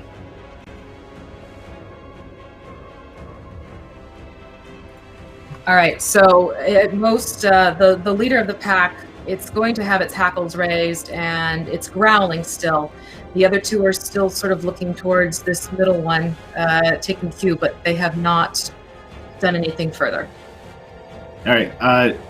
Was that my move to kind of do everything, or can I save an action just in case they attack or something? I'm going to let you save that action. Okay. You can so, use that action. Yep. To not seem threatening, I'm going to raise my shield up a little bit and put my fork right underneath it to get ready to move out of range, stab if they do anything to any of my friends as they pass by. And I'm going to look back towards the group and be like, "Hurry, get around me! I think I got them in a standstill stance. Just go around while we still can. Let's keep pushing past to the river." And that will be my turn. All right, the fact you kept the weapon hidden behind the shield is good. So that's going to bring us up top to Zira, hearing and seeing what Gervain is doing. What would you like to do now? Oh, you're muted, sweetheart. I'm going to move around him, but as I do want to reach my hand into my pack and pull out a piece of dried meat. I'm going to, good boys, good puppies, and then I'm going to throw it as far as I can into the forest to see if maybe they'll follow it. Okay, that sounds like persuasion. Persuasion. 1. All right, so they're still extremely skeptical of you, and quite frankly, a little bit of dried beef is not going to be enough to even have them blink and go look in the direction upon which this thing was tossed. They are locked and loaded onto watching Gervain, because he's now taken the front position here, but also kind of keeping their eyes on you. So you're going to sneak behind Gervain and try and get towards the further side of the road. And I'm going to whisper to Shrek, I'm like, I think we look tastier than our rations. Don't say that. Okay, so then that's your full round. Moving on to Maurice, what would you like to do?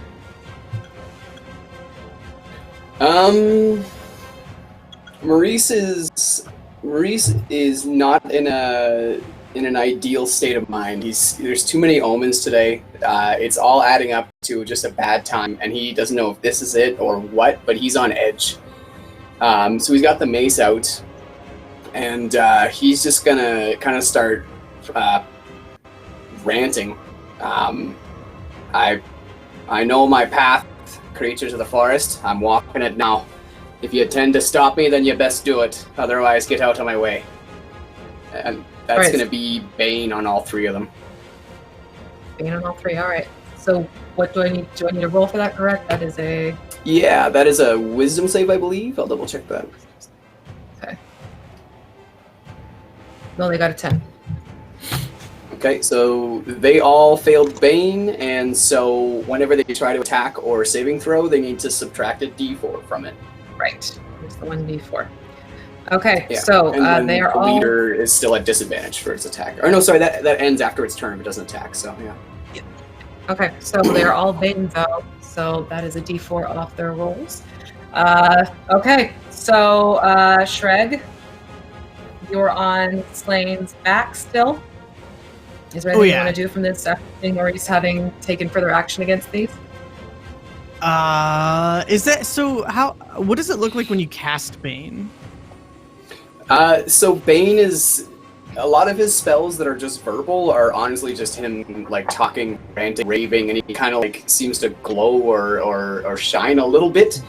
And in Bane's instance in particular, it would be the opposite. The light around him kind of seems to dim a little bit as he's raving.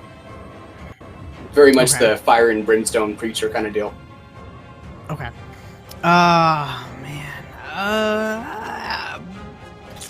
Shreg's previous traveling companions have not attacked yet, so I think Shreg is still gonna kind of cling to their dodecahedron and hold another Eldritch Blast and just wait for Shira or Slane to attack.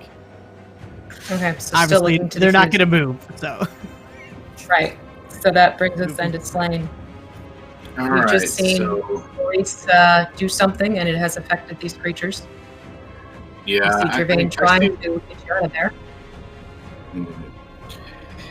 Do these look like, these are just like regular wolves? They don't look, they're not like, they don't seem to be behaving too abnormally. They're trying to like force, like get us to go away, right? Like it seems just like they're trying to intimidate us, scare us off. Let's do this on insight then. Okay, let's see what we've got. This thing's pretty. I got an 18 for insight. Okay. In the past, you have seen it's not so much that once they come out of their area that they stop to pause. That little bit has you a little puzzled. Yeah. I mean, Slane's instinct is to think like they're just trying to get us out of here. And so he would like to see if he can't scare them off as well. Like, we've tried several things, but like maybe swinging a sword at their snout and yelling at them will do something. Nothing else has seemed to get them to go away. And so he's going to attempt that. Not trying to hurt them, but he is swinging his weapon at them while screaming as loud as he can. So, what should I roll? Let's do intimidation. If you're swinging a weapon without intent to hit. Yeah. Okay, intimidation then. He's kind of putting himself out there. Ooh, I don't think so. That is a big 4. Love first Okay. So I'm not even going to bother rolling with that one. With the 4, they start growling even further, and the hackles are raising on all of them, and the teeth are baring. There is foam collecting at their mouth, and you see the spittle dripping down their mouths, and the eyes, they almost seem to glow with an even greater intensity of focus upon all of you now. Doesn't look good. All right. Yeah. Sorry, Shrek. You tried. Yeah, he doesn't have anything else he can do right now, so he's gonna prepare for their swift. So now, Shrek, this is up to you. You have seen that Slain has taken some sort of action. You said you were holding your Eldritch Blast until Slain or Zera do something. Yeah, I think seeing them getting more riled up now, this looks like an attack is imminent. I think Shrek will go ahead and send an Eldritch Blast at the one closest to Slain and Shrek. Okay, so that'll be the one on the left-hand side. Mm-hmm. So why don't you go ahead and the roll one that and approached us. Yeah. Oh, good. Okay. It misses anyway, though. So yeah, with a 9 it misses, but again, you have now just released this action of basically intimidation towards these creatures, and they are, at this point, extremely unhappy with what's going on. So it is now up to them to take their turn. They are going to move forward, and they are each going to take an attack. Slain, this one is coming towards you first, essentially, since you have just swung that spear around. It is going to try and take a bite upon you. Can I take a reaction to give it disadvantage? Well, it just got a 9. Does a 9 hit? No. No. Okay, so with that 9, it's lunging towards you, but I think it's also a little bit dazed by the fact that this Eldritch Blast shot is going towards it. And Gervain, if you want to take this against for Slaying, or really, I'm having to roll the 1. So if you want to try and have it where it's flavored, they stop with your... okay. Yeah, I was gonna do it regardless because I was saving. Well, yeah. So as a reaction, I'm going to block it with my shield. Unfortunately, I said I'd save an action to attack if they were going to attack our friend. So I'm gonna use my reaction to block that, giving disadvantage, and then I'm gonna strike the one that just came out towards Slain. So let's see what you do here. Alrighty. Here we go. So 14. 14 will hit. Alright. I will roll damage on my fork. So 8 piercing damage. 8 piercing. Now this is towards the one that was attacking Slain, correct? So no longer correct. Okay. So that one, you managed to pierce it, and you see that this gash opens up upon its side. It's still standing, but you have definitely done some damage to it for sure. Okay. Okay, and then, because once you throw in that D4, forget it. And then, Zera, you are also holding your action. Do you want to do anything at this point now that you see that things are moving? I used my action. It was the previous one I didn't. Oh, it was the other one. Okay, all right, so thank you for that one. And then we have the other two, again, with the Bane thrown into the mix and the fact they already got a 9. We know that they're not hitting, but they are definitely attempting to attack, but all of them, let's say this Eldritch Blast kind of threw them for a loop. So that pretty much takes up their reaction there, or not reaction, their action there. That then is Gervain. You were holding action, now you have another because we're back to you. Yeah. All right. So I'm going to step forward, close the gap, that 5 feet, to kind of be in between the gang of the wolves, the pack of the wolves, and between my party. So I'm just really trying to cordon them off. And I'm going to attack that one I injured already. Okay. So let's see what goes with that one. 12. 12 will miss. All right. So after I wounded it, I kind of take pity on this animal, and I'm going to just move up and bump up against it, just to maybe try and show force that like my body's on top of it or next to it, and then I'm going to just hold and wait till our partners do things. Yeah. Okay. All right. Fair enough. Zara, that brings it up and back around to you. Seeing that everybody's making movement, I'm going to go ahead and attack. And what I want to do is I want to kind of parkour off a tree and like shove my blade in between its shoulder blades and then use that momentum to be behind it so I'm not like in the snapping jaws of it being so smud. Okay. Which one are you going to go after? You have the one that Gervain is now in front of towards the left. There is the center one who's focused on Maurice, and the one towards the right who is standing at this moment, not exactly fully attended and more open than the others. I'll go for that one. The one to the right. All right, so let's get your attack roll going and let's see what happens here. Okay. 18. All right, with the dice at that high, I'm going to let you tell that story with how you would like to envision that attack working as you described it. Let's see what the damage is once you've completed this impressive action. 6. So 6 piercing. Okay, great. All right, so like the other wolf, you have definitely been able to get your blades to insert in the shoulders of this creature. As you pull them out, you can see that, yes, this creature is now injured, and you can see this deep gash running along its back. And you are standing behind... Sorry, I heard a weird rumble. You are standing behind it, and we'll leave you there with Shreg. Or, no, Maurice, we are at your turn.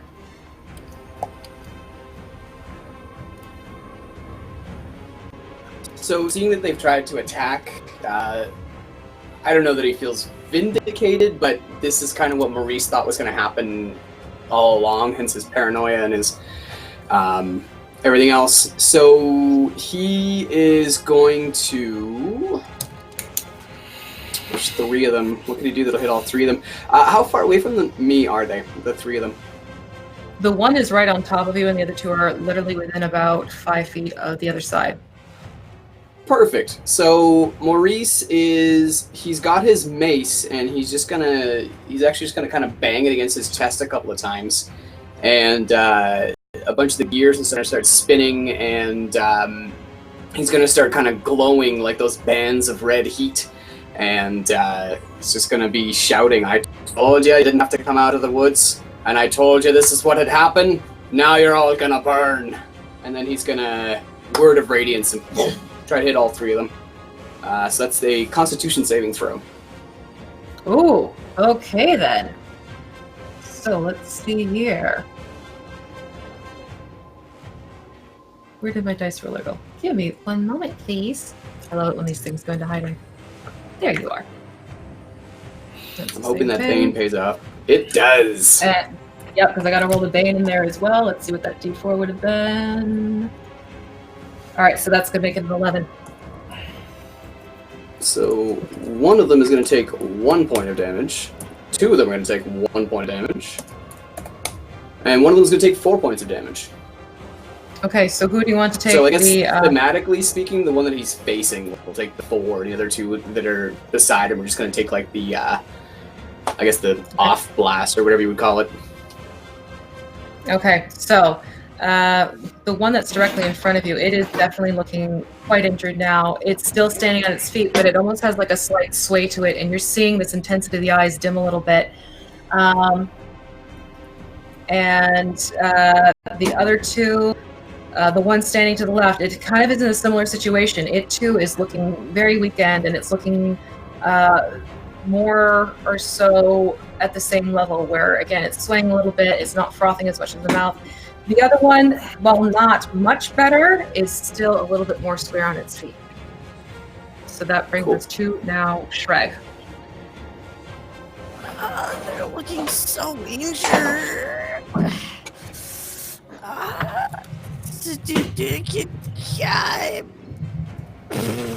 I don't have anything I can like just throw at them to try to scare them off. 1,000 ball bearings. Wait, what? Just start pinging them with the ball bearings. Oh yeah, we did buy a whole bunch. Yeah, I want to do that. I don't want to kill these wolves. Shrek doesn't want to kill these wolves. Yeah, that's exactly what Shrek's gonna do. Is just start going into like the ball bearings. Just like go, get out of here. And just like start pinging them off towards them. Go home. So, and whoa, okay, I can hear the thunderstorm. That's the wrong one. As you're saying that, there's this huge flash of like bright light in my living room. So intimidation with your ball bearings. Oh my god. Because you're not looking to hurt, you're looking to... Yeah, just like, boop them. Go, yeah. Boop. Anti-boop. 11. You know what? Let me just see here. But let me get the D4 in there in the mix, right? Okay, so that's less than what you have. So you managed to, the two that are looking weaker, you've pinged them, and they actually do start to, you can see they're kind of looking like, is this really worth it? They start backing off a little bit. They're taking tentative steps back. They aren't exactly moving, but you can see they're doing that. Like, you know how dogs, when they get, you can start yelling at them, they have like that hesitancy. What do I do now? Two of them are starting to do that. The other one is sort of taking the cue from the others as well. So if that's it, we'll shift over to Slain. Yeah, if there's still one up near him, Slain is going to, he's just swinging wildly. He is no longer trying to like not hit them, but he is not striking to kill. He's, Okay. But yeah, I got a 23 to hit. Well, that's going to hit. That'd be a 6 slashing. Okay, so as you do this, Slain, you do make contact, but I have a feeling it's more with you have the sword out, correct? Yeah. What are you using? Yes. So instead of taking with the blade, you hit with the pommel of the sword, and you manage to clock it upside its temple. And this creature just ends up sort of bottoming out from under itself and collapses into a state of unconsciousness. Good. Cycle reward. And then he'll step, if there's like a gap, somewhere where he can step that makes more room, he'll do that. You could very easily step more towards your right and back out without getting an attack of opportunity for the other one towards you. Right, there's my dude. Yeah. Okay. Let's do that. All right, so you've got that going. That leaves us with center and right still standing. It is their turn. You know what? If I get over a 10, they're going to do something. If not, we're going to spin this differently. We're just going to do a straight up roll. Okay, so with the 9, seeing their companion fall unconscious and noticing they are themselves not looking so great, they're actually going to disengage and start backing away. Again, ears are down. There's some attempt at growling from the right-hand one, but at this point they can tell that it's either stick around and end up like the companion or live to see another day. And so they start to back up, and they actually back up into the brush, leaving their companion in front of you, unattended and unconscious. Gervain, what is it you would like to do? Do I still see the wolves, or are they still backing up looking at us? They have basically backed up entirely into the brushes, and you can tell that they have sort of left it. Okay, so we don't see them in sight? Nope, you don't even see the bushes Perfect. moving around. I'm going to get I have a 50 feet of rope, and I'm going to look over to Slain. Slain, do you mind cutting this in half? Sure, you're not gonna hurt him, are you? No, please, cut the rope. Make it quick. Yeah. Okay. So he'll cut the rope, and then I'll try and basically put it in some sort of hog tie for now, not knowing what condition it's going to be when it wakes up. And I'll sling it up like a backpack and put it on my pack, essentially facing away from my neck, like it's face away from my neck. Okay. And I'll just sling them on. Yeah, because of the damage that's received, because there was a little bit extra, thanks to what Slain had going on. Am I still here? Because I'm starting to get the little blips. We hear you. Cool. Yeah, you're still Okay, here. all right. See you. All right, cool. I'm getting like a slow screen. So because of how unconscious it is, I will let you do this so you can sling it up over your back. And at this point, you have an unconscious hog-tied wolf dangling from your backpack. And the other two are nowhere to be seen. And so the NPC collection begins. Yeah. Exactly. So at this point, you have now fallen out of initiative, but you can tell that actually give me a perception check, just to be sure. 23. Ooh, we rolling good tonight. You are. Nice. Everybody's being quiet. Love. Then we say that. Then that's it. One thing. Jinx it. So now that you have initiative, you'll see Faye sticks her head out from the brush. Is it clear? Yeah, it's clear now. I think, Maurice, we need to talk. We need to figure out, I know you're seeing these omens, but you gotta look at what the rest of us are doing. We could have avoided that conflict altogether. It looked like I had him held back for a second. What's going on? What are these omens telling you? Well, omens aren't exactly like a menu at a restaurant. They don't tell you anything directly. They just make you feel things. And frankly, I feel terrible uneasy. No, I agree with Maurice. It was a close call there. I don't think these wolves are. I don't think there's anything wrong with them, but sometimes you just go with your gut, and you feel them on your neck, and you're like, what am I gonna do? Truth be told, seeing catch it like that makes me feel a little better. That's a good omen. Turning around, taking the hunter, and bringing him down like that. Maybe you could raise it as a pet, or as a mount for our diminutive friend here. Maybe I just want to get sick or something. We'll let him make that decision when it comes to it. But I've been wandering for a long time, and unless we aggravated them, it looked like they're standing off. So let's respect what nature has out here moving forward. If it's a humanoid, go crazy. But creatures like this, sometimes best avoid them, best move around them.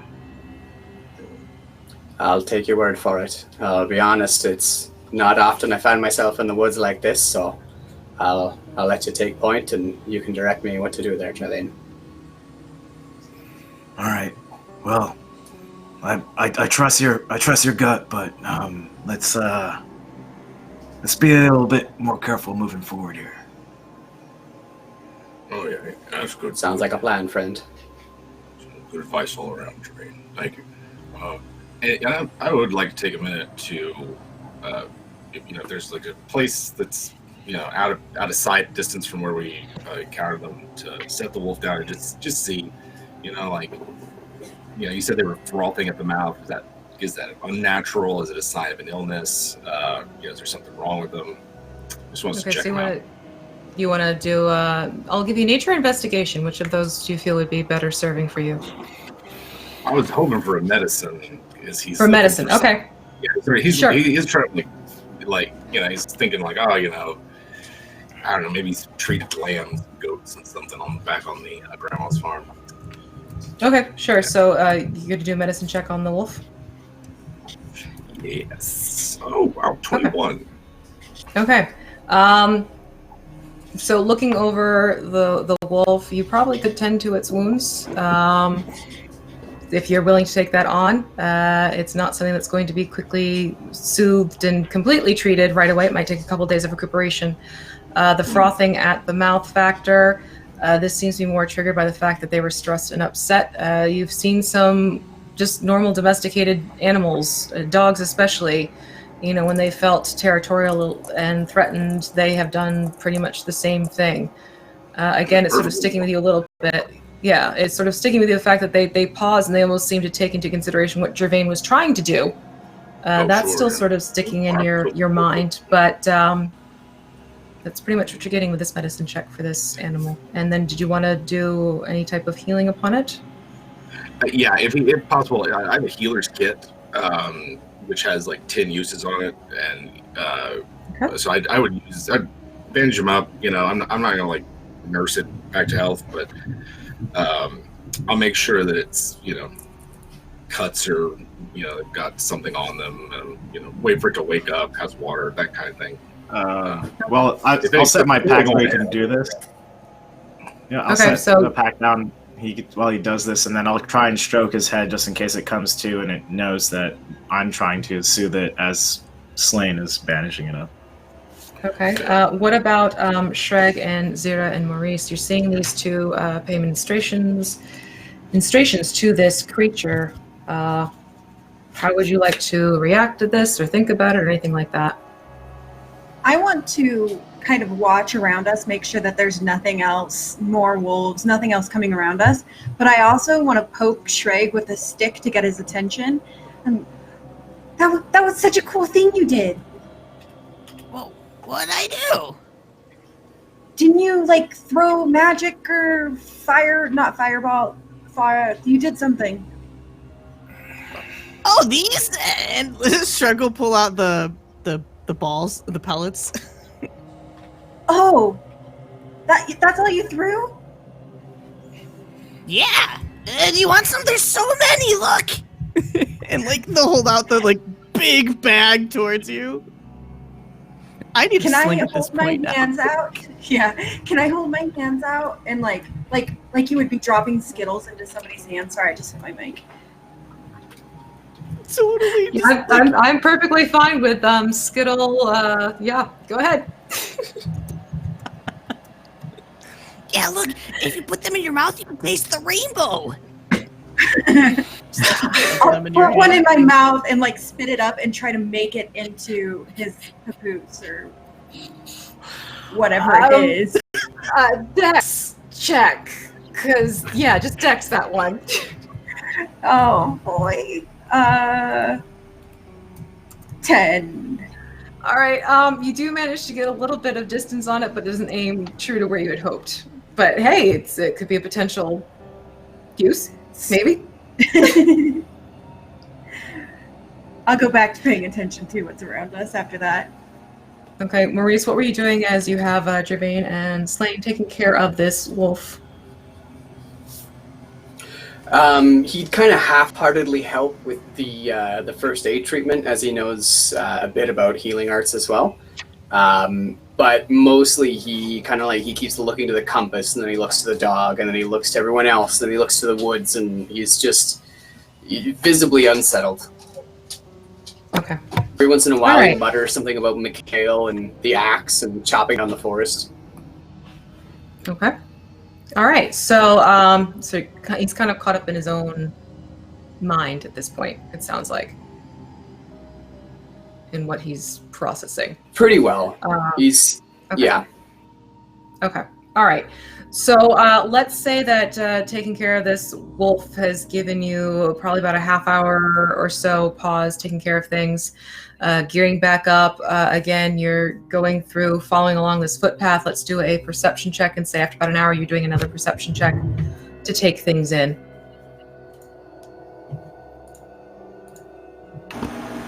2.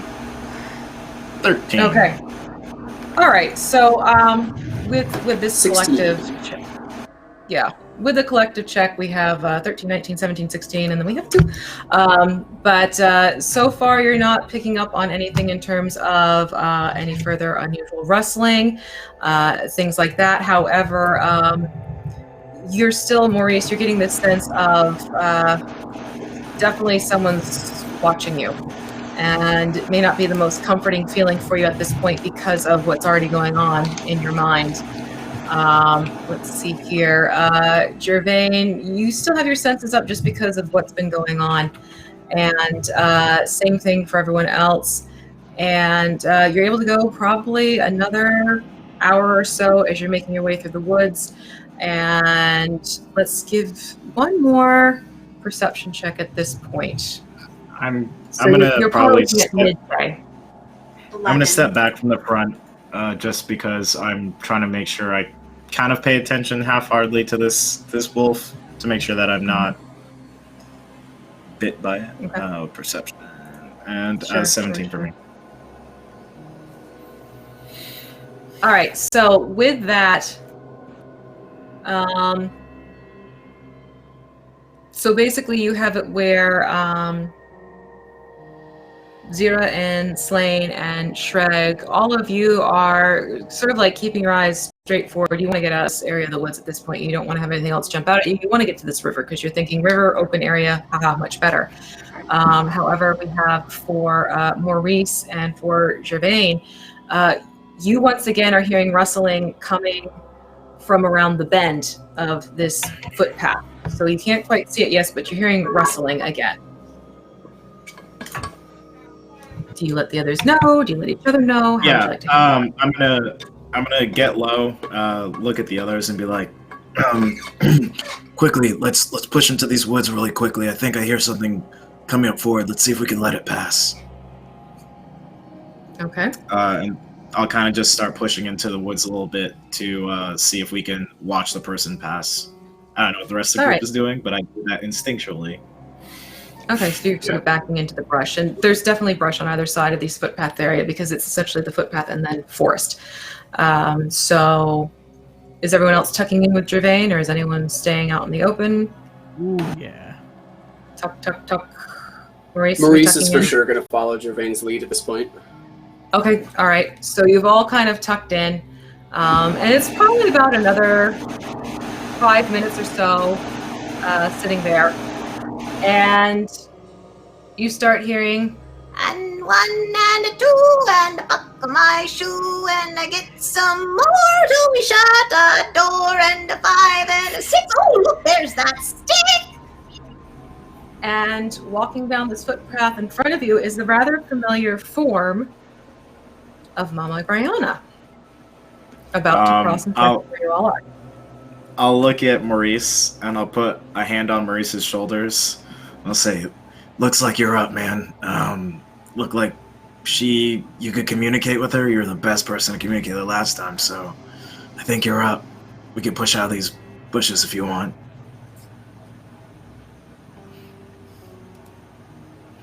He's deep in thought. You can tell he's troubled. Oh, yeah. Okay. I'm going to. That's right. I'm picking up what you're putting down. Yes, he's very intent, and like he's almost looking back to you for what he should be doing. He's not quite sure if he is the right person to jump out and say hello to Mama Rihanna, and she's okay. Mama Rihanna, what are you doing out here? Oh, friend of Metal Man! How are you today, That's dearie? right. That's right. What are you doing out here? This isn't. Why are you here? We thought we'd go for a little walk, a little adventure. Found a new friend. Seeing an old friend. You. No. You spin for Mama, please. So it says, what did you get? You've collected. I spin around. Thing. Oh no. Oh, poor thing. What happened? And you can tell she's very concerned and extremely worried over seeing this. It was a misunderstanding. Gervain tried to help. We all got excited, and sorry, grandmas. I'm not. Don't mean to startle you, but we try to get it back healthy. I guess Gervain, he took a liking to it. What? We didn't mean Are the others with you, just so this old lady's heart knows what to expect at this time? Oh yeah, there's others with us, sure. Ollie, oxen free! Come out and play with me! Oh God.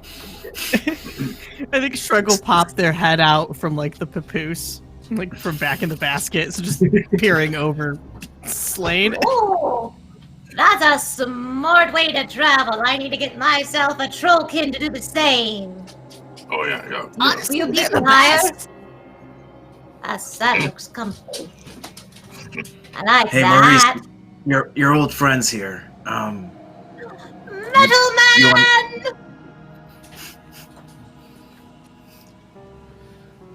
Maurice is gonna finally look up from the compass and then step out. Oh, hello there, friend. What are you doing out this far in the woods? It's not safe, Oh, it might not be safe for some, it might be safe for others. This is my home. Oh yeah. This is my wood. Yes, I know these woods like the back of my hands. Oh, that's new. But, yes, you're in my neck of the woods. No, really, you are in my neck of the woods with, that poor thing. Tell you what, follow Mama, you can come back to my place and we can kind of, oh, Metal Man, what have you done? And she's actually going to pick up your hand that isn't holding the compass, and she starts kind of flaking away at some rust that's collected on your knuckles that you know wasn't there this morning because you took great care to make sure everything was ship-shape and looking good. Oh, you seem to be, taking on some, rust. Seeing that, he's going to kind of pull his hand away from her and, like, just to examine it. And he's not going to say anything, but he's going to very slowly kind of close the fist and let it fall down to his side. You best keep yourself well oiled. At least that's what I'm told. That's what helps with metal and rust, right? Something like that. I don't know. Okay, got it. Anyways, darlings, come with me. And she's going to. You notice she has a little staff in her hand. I was just going to slip to the back. Okay. So she does an about face. She's not heading across the way she was. She actually turns back around and she's pretty much just expecting you all to follow her, and she's sort of waving her staff in the air, and you're noticing she's not quite as hiccupy or as wobbly as the night before. Still definitely a little eccentric mama, but she seems a little bit more sharp-witted this time. My place is just around the corner. If you want to take a rest, and I can take care of your newfound friendy over there. Oh, yeah. Should we be resting? Or should we be... Is Rorik waiting on us? Yeah, I guess, we're not going to rest that long, but it'd be rude not to go in, and maybe she could get our, the wolf there on his feet. Oh, yeah. You don't want that thing to wake up cranky at you. That would be very bad for you. Come along. Mama Rihanna, can you, we're gonna drop Pebbles off at your place and probably keep moving forward towards the river if that's okay. Who the hell is Pebbles? That's what I called it. Oh, okay. I won't ask. Yes, that's fine. Bring it to my place. We can do. Not a problem at all, and you can catch me up on what you're doing. And she'll lead you, and it's probably like about another 20 minutes or so as you're walking along the footpath. And when you're with Mama, you notice that the forest is kind of shifted slightly. At first you had this sense of doom and gloom and this feeling that things weren't exactly right. But now you're getting this sense where you almost swear there's just a little bit of more sunlight and there's more birds singing, and it's almost like everything's a party for Mama, even the forest. So you've come and you followed her, and around the corner... Ooh, I just did something. One moment, please. Where'd it go? There we go. So I just lost my screen. And so you come around the corner, and there is this... Looks like it's a cottage, but it also looks like a copse of trees almost. As if these trees have sort of intertwined themselves together, and they've connected, and they've created this little shelter. And she's sort of taken advantage of this. And there's a door, and it's just like this, it's like old wood. It's wood that definitely wasn't cut down. This must have been wood that had fallen from its, the way it was aged at various ages, and it's been cobbled together. And she'll open the door, and it's actually just this nice little round room inside, and there's sunlight filtering through some of the spaces of the tree branches and everything like that, because the branches have also blown over and created sort of this roof-like look for her. And you can tell this is where she lives. There's a little cot bed tucked to one side around the corner, or not the corner, but around the circle. And there's sort of like a little fire pit in the center. And the smoke, were it to burn, you could tell it would probably go up and through, because there's a slight opening in the center at the top. And there's a little table and like a single little chair. Everything's a little bit more diminutive because of her own size. but this is definitely a spot where she's made it home. And she'll turn and she'll look at you, Gervain. All right, pebbles on the table. Let's go before this one wakes. Okay, and I take it from my back and I put it onto the table. Still hogtied for the moment. Okay. Oh, this little thing. All right, let's take care of you, dearie. And she's actually going to, quite adeptly, surprisingly for one of her age, and her gnarled hands, they've seen better days, but the second it comes to taking care of this creature, you can see that they've become very confident and tender, and she's working the knots, and she's very slow and easygoing about it, and she's actually shushing and petting its coat at the same time. And as she's doing this, you can see that it's almost like there's this spark thing happening as her hand's going across the coat. You'd almost think like sort of static electricity, but it's got this greenish look to it as she is petting this creature, and she's actually going to do Cure Wounds upon this fellow.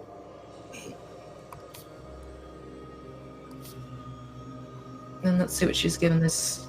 Oh, really? Roll 20? There we go. Okay, so she's done Cure Wounds, and this thing, it wakes up, and it's sort of like its eyes snapping to attention. But she's still got her hand put on top, and she's shushing at the same time. Now, my dear, you need to stay calm. And there'll be a nice piece of meat in it for you soon. And this wolf, it looks and it raises its hands, and seeing all of you, it let this low like. No. They brought you to Mama. They could have made a pelt into you, but they brought you to me. So you play nice. And she will like gently boop its snoot. And it almost looks a little confused for a second. And it'll blink its eyes and kind of like pull its head back and shake. But then you see its body sort of ease up a little bit, and it's going to smack its lips and sort of sit up almost like a sphinx form on the table. And its ears perk up, and at this point, it's sort of just looking at all of you carefully.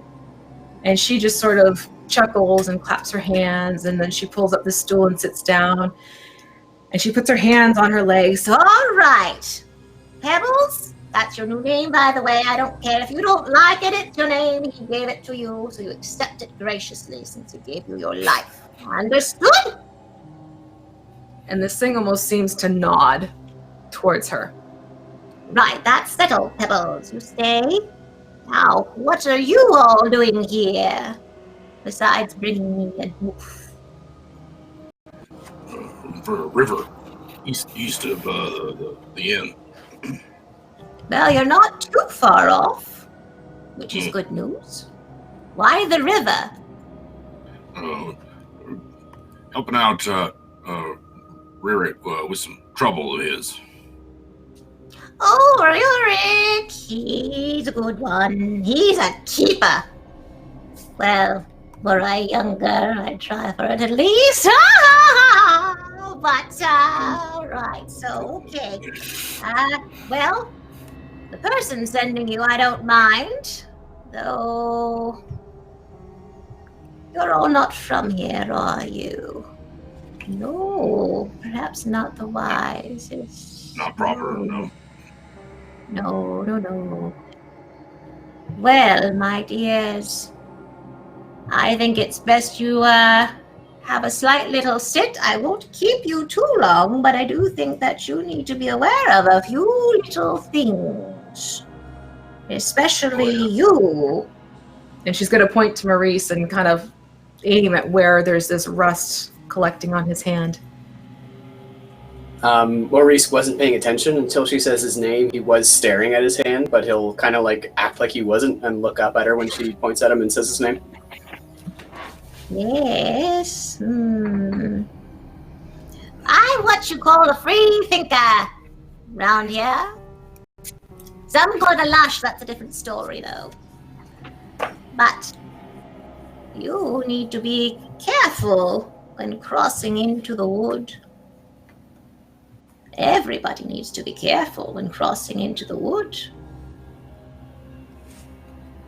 Yes, you've come across creatures, haven't you? Well, thank you, by the way, for helping me with those. Those weren't what I thought they were, but I also was not quite myself last night. I should not have done what I did, and my apologies for that. I mistook them for something else entirely. They didn't want to chat. They wanted a snack. I guess I looked mighty tasty at that point. But, you did make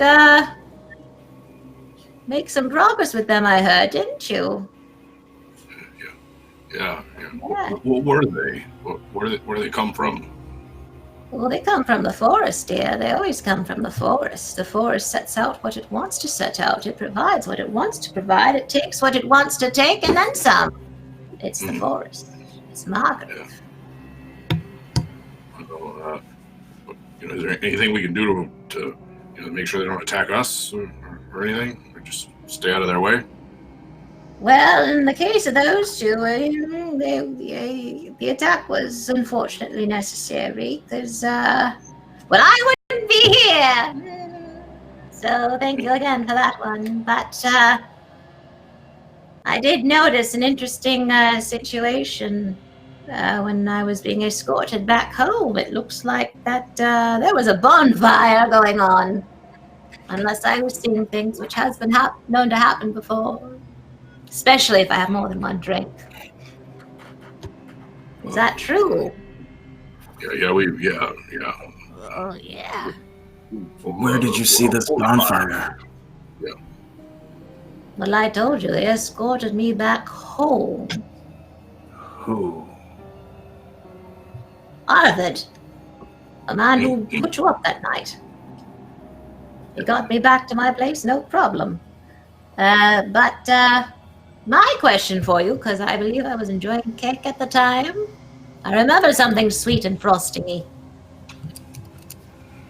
Did you kill them and then set them on fire, or did you set them on fire to kill them?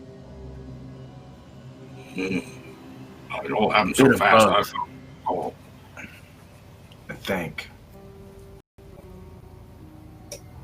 I'd agree with Jermaine. It was a bit of both for sure. Bit of both. Oh. 1 + 1 = lots of fun. Ah, well, my dears. What's wrong with fire for them? Just Well, I mean, fire is quite effective, though I can't imagine it being too terribly good for the rest of the earth around them. I mean, fire's not much good for anybody unless they need to cook something. No, indeed. You need to be aware, my dears, that it's not just. She'll point to Pebbles. It's not just the creatures you need to be aware of. It's not just the monsters you need to be aware of. You need to listen to the forest. Oh, yeah. Mama, Grandma does the story. forest talk? Sorry, Slane. You go ahead, Slane. Oh, some of my best friends are part of the forest. When we walked in, I felt like the forest said something. Does the forest talk to you? Well, I mean, I have daily conversations with about 5 different trees, so yes, the forest and I have lovely, deep, intimate conversations with one another, yes. But there are rumors, and people do say we come out to play, and there's much to say. How can we talk more to the forest? Well, I don't ever hear anything. Oh, that forest? depends on if it wants you to hear you. It told me last night to settle. When did it tell you to settle? Let me think real quick. It was after the fight. I don't know what you know. I don't know any other trollkin myself, but sometimes if you just think really hard, or your mind is wandering, you can just you know, you can see into, you know, the shadow realm and kind of like see other, you know, adjacent, you know, realities of things. The longer Slane talks, the more Maurice's head slowly turns over to like look at him as he's saying this.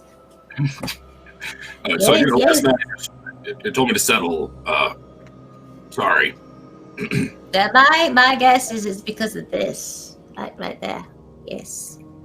Calm yourself, dear boy. Take a breather.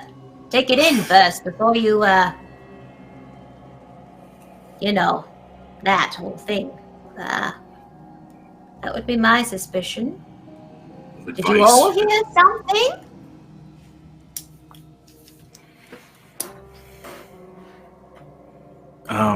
I just felt like I was being watched. Well, I won't say you're wrong. It's good at observing and taking stock, if you will. You have to remember, Margreave has been here far longer than any of us, and will be here far longer after us. It's what it does. It's how it works. It's the forest, yes. It is of many things. And it is of singularities, too. You must be careful. Well, what can we do to be more careful? Well, And she'll look over at Pebbles. why wasn't this just turned into a pelt? I tried to scare him off, but he didn't run. So then I just clocked him one. And, you know, I felt bad about it, so I just made sure he was all right afterwards. You know. I think Jermaine might want a buddy or something. So, something told you to give it a chance. Maybe let it scamper. If I was settled listening, maybe I'd have heard it. Maybe, yeah. I've been through other forests before, and it seems that if you appreciate it and you negotiate with it as you go along, it doesn't seem to pay you any mind, and you can just keep on moving through. And you're saying that this forest is the same, but at another level? Oh, and that's the important part. Yes, sir. Yes, respect it. Yes, listen to its cues. But the forest can be fickle. The forest has a very long map. It's even longer than mine, but that's not saying too much because I don't remember what dinner was last night. But, besides the point, watch your steps. Be careful with your decisions. What seems like friend may be a foe. What seems a foe may be your greatest ally. That's what got me through so far. That and I like the trees. They like me too. But I've held you up long enough and you have a Reuric to meet. Thanks for the helpful advice. And I look at the party. Is there anything sweet we could give Mama Rihanna before we go on our way? Some candles. I've got plenty some of of these. those. And I'll like offer like a handful of ball bearings. Oh, I'll elbow Maurice. well, Maurice doesn't have anything. He would. I mean, what do I even have in my priest pack? Oh, I've got incense. There you go. So he would kind of like awkwardly kind of like take a half step forward and pick through his stuff. I can offer you some of this for cleaning, you know, the general vibe of the household. It'll smell nice. Especially if you're a fan of the forest. Happens to be a beautiful sprig of the ancient pine. Oh, interesting. And she'll take a sniff of it. Yes.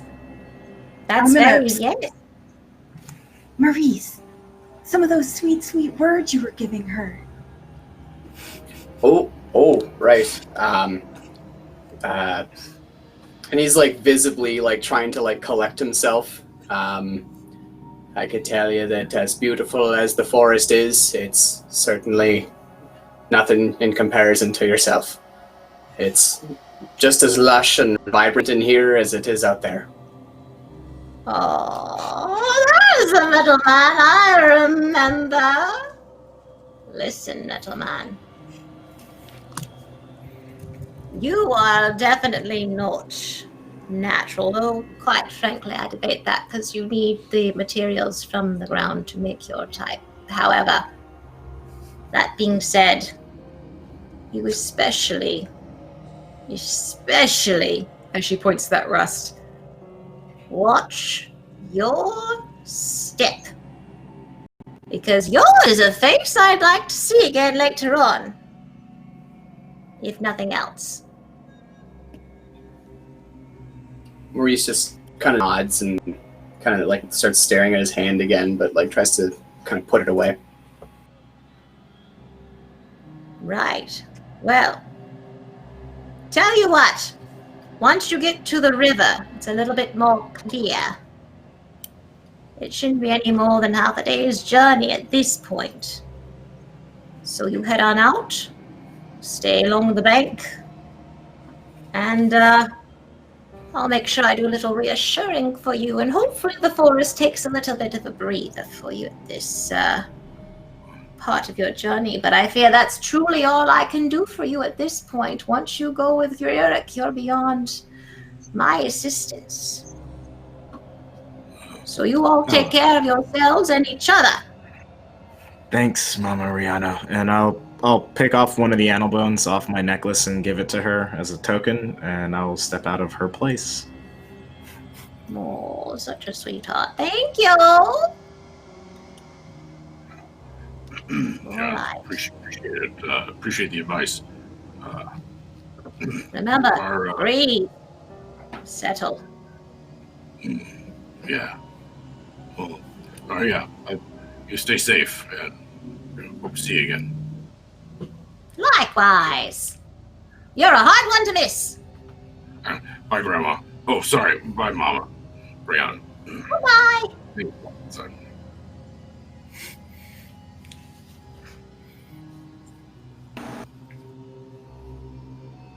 Oh, you're muted. Oh, it was nice seeing you, Mama, and I'm gonna follow him out. Toodaloo. Did Shrike stay in Slane's caboose thing? That's a good question. That is a good question. Yeah. Why not? So as Slane's leaving, anything Shrike would like to add to the exit? We're just turn around and say, bye, we'll see you again. Bye-bye. Thank you for my shiny balls.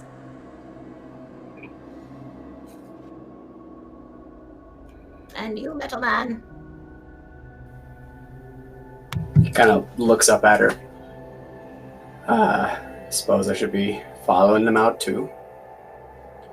Yes. Not too keen on this far so far, I gotta say. But there's stuff that needs doing. So I'm off to do them, I suppose. All right. Don't forget it can grow on you. But no, it can grow on you. Be careful. I will, Mama. I appreciate it. And he'll Alright. give her like a Good little night. bow and then leave. And she'll shut that door behind all of you as you make your way out. And just as she said, you're going to go along this path and you will find the river. And the river is rushing. It's actually, quickly. And it's a nice clear river, and it's back to being a bright, sunny day. Again, you're not getting this feeling of being watched anymore. And you're able to traverse up the north portion, towards the north on the side of the river, as you were told. And probably within a couple hours, you're now hitting later midday. The sun is starting to set. It's getting a little bit dimmer, but you can still see. You don't need lanterns or anything like that. And you will see this little dock jutting out around a bend of the river where the river water has actually become a little bit more quiet because of this little cove that's created naturally. And you'll see two individuals just sort of sitting on the dock. You can tell they're keeping an eye out for someone. And as they see you in the distance, one of them stands up and raises a hand as if to signal they've seen you. What do you do in return with that? They're probably about 60, 75 feet away. I'll wave to them and keep moving forward. At least that's what I'm gonna do. Okay. The rest of you, do you follow suit with Gervain, or? Yeah, if Gervain's moving, I'm moving too. Okay. All right. I'm heeding Mama Rihanna's advice. I'm going to take a moment to use my spirit whispers and just like slow down just a little bit. Or just like, don't worry about it. I'm just going to take a minute, take my time getting there. And he's going to like open himself up to the influence of the spirit world and see just what it tells him as he meets them, what omens he might pick up on, that kind of thing. So that gives me advantage on wisdom checks for the next 10 minutes. All right. So do you want to check out these two figures then, now that you've done this? Yeah, as I approach, like if they're already talking to, Gervain and Maurice, I won't interrupt. I mostly just want to like hang back and wait and watch. Okay, so as you do that, yes, Gervain, they come towards you as well. It's not that they wait for you to come to the dock. They actually walk off the dock and walk along the shoreline of the river. And, one is very tall and lank, and the other one is more of a stocky build. And the tall, lanky one opens it. Yeah, I'm Rupert. You're the group, right? You're the group that Yorick told us about, yeah? Yeah, you're Yuri and who else? Yeah, Rupert, and that's Yuri. And Yuri will just kind of like... and Yuri. Yeah, we were told to wait for you, and Yorick should be here soon enough. How'd you make out, okay? Yeah, we kind of got in a tizzy with some wolves and met up with an old friend. At this time, I kind of want to see if I see any weapons on like their hands or hips or anything like that. You see sheathed daggers. Okay. Probably more for utility than for defense. All right, I'm gonna keep an eye on those as I talk to them periodically. Okay. Do you know when Rurik is supposed to be getting here? Or, yeah, he said make sure you guys get fed. He'd probably be able to catch up with us as soon as the things calm down a bit on his end. Normally, it's maybe. Knowing him, he likes to come, especially like to make sure the sun is set, just because, well, I mean, we got to move in the darkness type of thing. So best you come on over. I've been making dinner up for you. It's just basic stew, but get some food in you, and it should be here soon enough. Yeah, I'll take you up on it, and then I think me and my party are gonna sit off to the side from the docks, a little ways away, so we can kind of rest and talk amongst ourselves. If that works for you. Yeah, sure, no problem. Come on over and I'll get you all set up, and we'll just keep an eye out for York. And they'll get you your own little spot, and the two of them they're very efficient about it. You can tell they're just kind of like, okay, these are the folks that we've been waiting for. Here's your food. Here's some ale. They go back to sitting on the dock, and they're kind of, one's looking one way up the river, the other one's looking down the river, and then it's almost like they have this synchronized as one looks the other direction, the other one turns their head to look the opposite direction from where they were first looking. So they're keeping an eye out for things while you have your dinner. I'll try and whisper to Zira while we're eating dinner, like, hey Zira, keep eye on them. I don't know what I know we're supposed to meet up with them, but at the same time, kind of what Mama Rihanna has been saying, kind of it has me on edge. I agree. And I'm going to climb into a low-laying branch on a tree and just casually look like I'm just cool cat laying there, but really watching them. Okay. Maurice is going to roll out his prayer mat and dig out his oil and start applying it to his hands.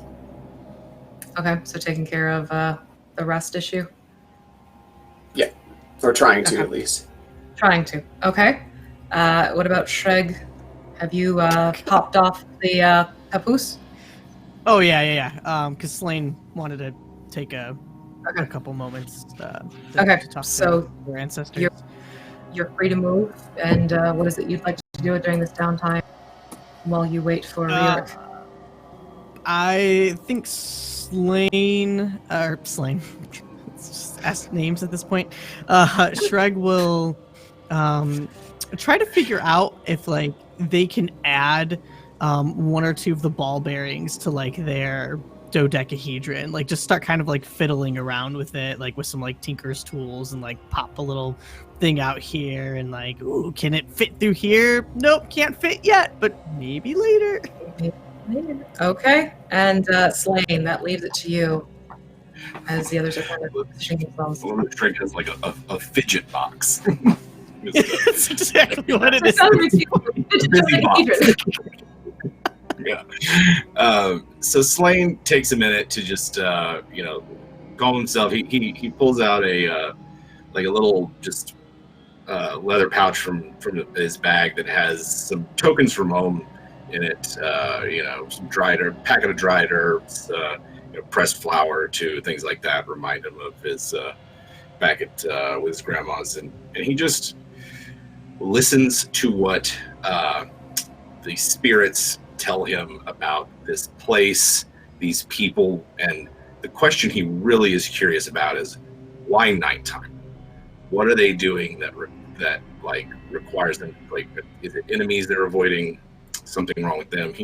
That's the insight he's looking for. And otherwise, he is going to. Part of me just wants to go walk. Like, it's almost nighttime, right?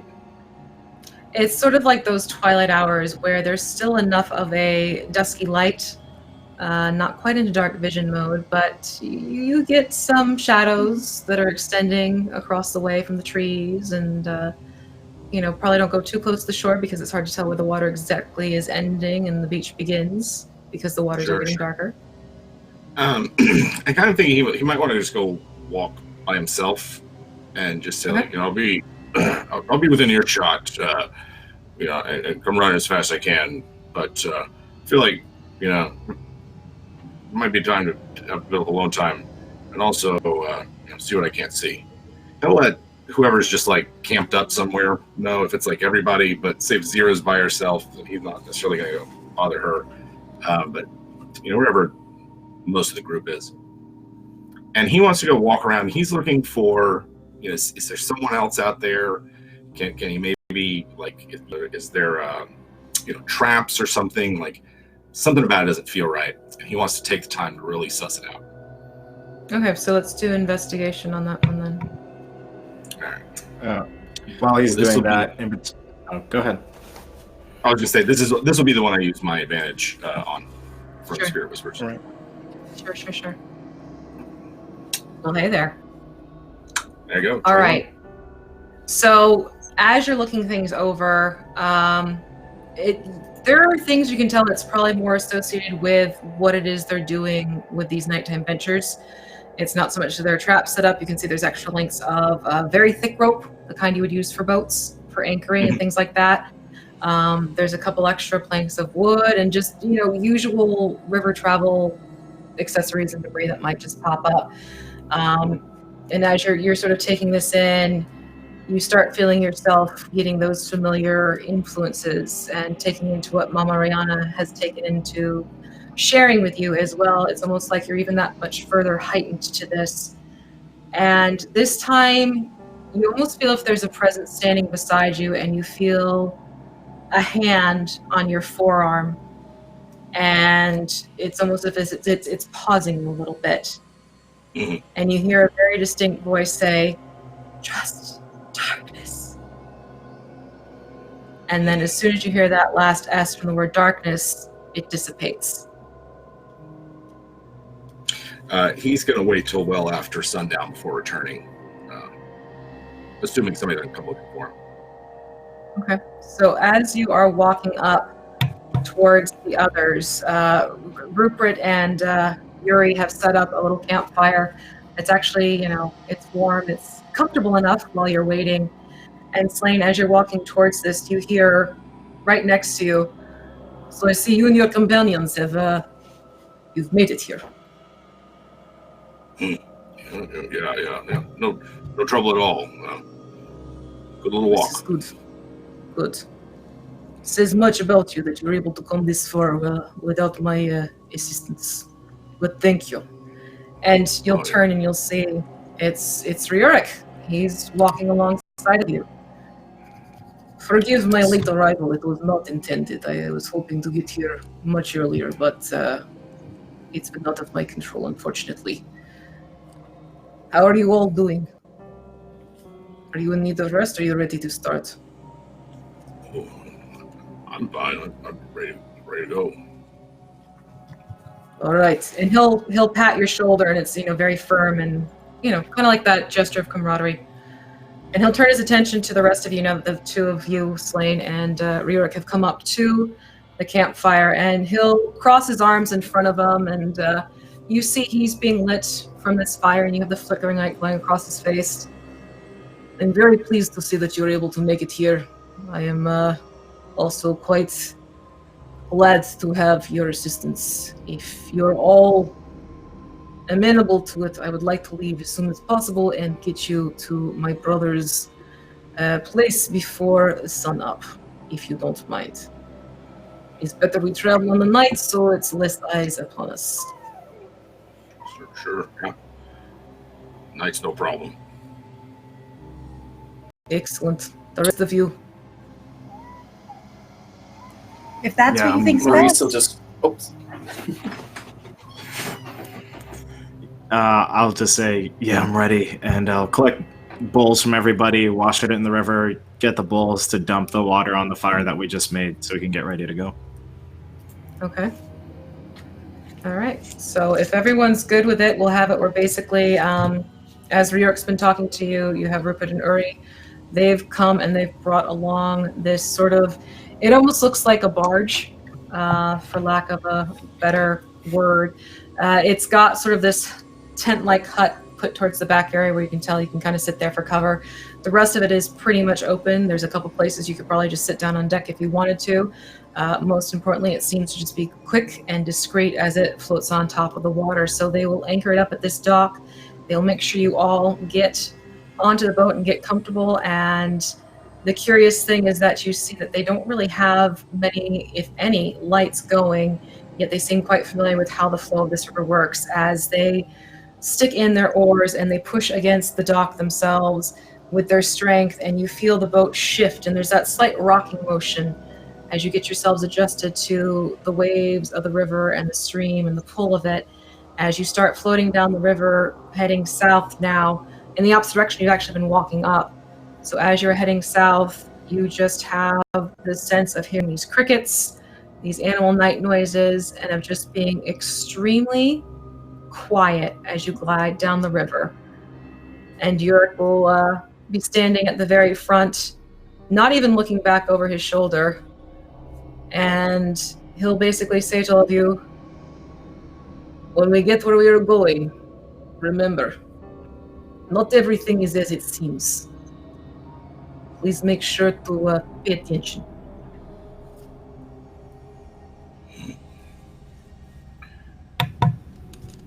And he will leave it at that. All right. And he'll nod his head that he's heard you. But he's going to spend the rest of that night standing at the front of that barge. And the other two will stay in their positions, just sort of pushing along and moving along. And some of you may even doze a little bit from the rocking of the boat. And you are now moving along in the darkness downriver to find out where your next destination is going to be. And you've made it into the woods. Nice. So, that is it for tonight, everyone. Thank you so much for joining us. Fun little tidbit. A few of us are going to be at Gen Con, which means we are going to be taking next Sunday off. simply because I don't think it'd be possible for us to all do what we need to do to get on for the game. So we will let you know if there's any chance of reruns or anything like that, but we will be back the week after.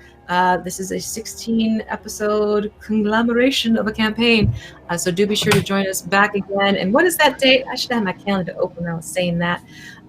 So that would be... Come on. I think the 11th? The 11th. 12th. Yeah. 11th. So we will be back on the 11th again at 8 p.m. here on the Kobold Press channel. Do be sure to join us, and we'll see what happens to this intrepid crew sailing down the river as they're off to the next destination. So that being said, we're going to do our little go around, and I'd love to hear, please let us know where we can find you. Please let us know what your favorite part is or what you're looking forward to finding out. And we'll start with Jesse. You are up first, sir. Ooh. I think my favorite part is seeing the roles kind of slot into place, with Gervain kind of like gravitating towards like a leadership role, Slain kind of figuring himself out, Zira really trying to figure us out, and Shreg just constant commentary, hilarious. Besides that, I can be found on Twitter at Jesse Neon, and my book, The Grave Robber's Sword, is still available for pre-order for another 10 days. So if you want to buy a book about garbage people and trash wizards, you got 10 days left to do it, and then every other day after that. But the 10 days are important, so do it then. Wonderful. Thank you so much. Okay, Kai, you're up, my dear. Hey, I'm Stonefly_Kai on Twitch, Twitter, and Instagram. Best place to find me is Twitter to see everything I'm up to. And then my favorite part tonight was kind of the storytelling. I liked like the creepy setup with Mama telling us to listen to the forest, and how we kind of left silent and it looked like they knew that stuff was out there, but we don't know. So I just really like the creepy like storytelling. All right, excellent. Jim, your turn. Hey everybody, I am Jim, one half of WebDM. You can check us out on YouTube and Twitch on Tuesdays, Wednesdays, and Thursdays, and at The Real Jim Davis on Twitter when I'm on. I love the creepy atmosphere, like I was saying, just the menacing of the woods, sort of the being in a place that's like old and alive, and like watching it was really cool. I love first level D&D because you have to make decisions. Like 3 wolves will mess us up. We gotta be careful, you know. So I like that it's a different kind of game than like the gung ho, kill them and sort them out later kind of play. So having a great time. Awesome. Loving it. Okay, Michael, we are up to you. Yeah, my name is Michael Sinclair. You can find me at Michael Crits on Twitter and Instagram to figure out what I'm up to. We moved my finale for the game, an encounter we'll play, the Ghost of Slump Rush, the Siren's Medal, to next Saturday at 8 p.m. So if you want to catch my finale for the game I'm DMing, that's where you can catch it. My favorite part of today's session was interacting more with the PC, the other cast members here, interacting with Maurice. I feel like the relationship there is going to be a little bit, there's going to be some friction, but I'm excited to see where that leads the relationship for Gervain and Maurice. And then, and Jesse's an awesome role player. And I'm just excited to see where this campaign takes us. And I'm excited to see my characters, like, awesome little tidbit things come up. So, yeah. Excellent. And finally, Gnome. Yay! My name is Gnome, and aside from booping snoots tonight as being like the best, because we could have literally just sat for 16 episodes petting wolves. Like, I'm okay with that. I think we need it sometimes. So I love that. And then I mean, really, just Mama Rihanna is amazing. Please make her just be the main character of the series, because I feel like we just constantly need more of her, because it's still that teetering balance. Is she good? Is she not good? Is she neutral but knows how to play coy? Like, I don't know, but I love her. Like I said, my name is Gnome, though. You can find me on Twitch, Twitter, and Instagram over at Gnome Medic, and I play in all sorts of TTRPGs here on the interwebs.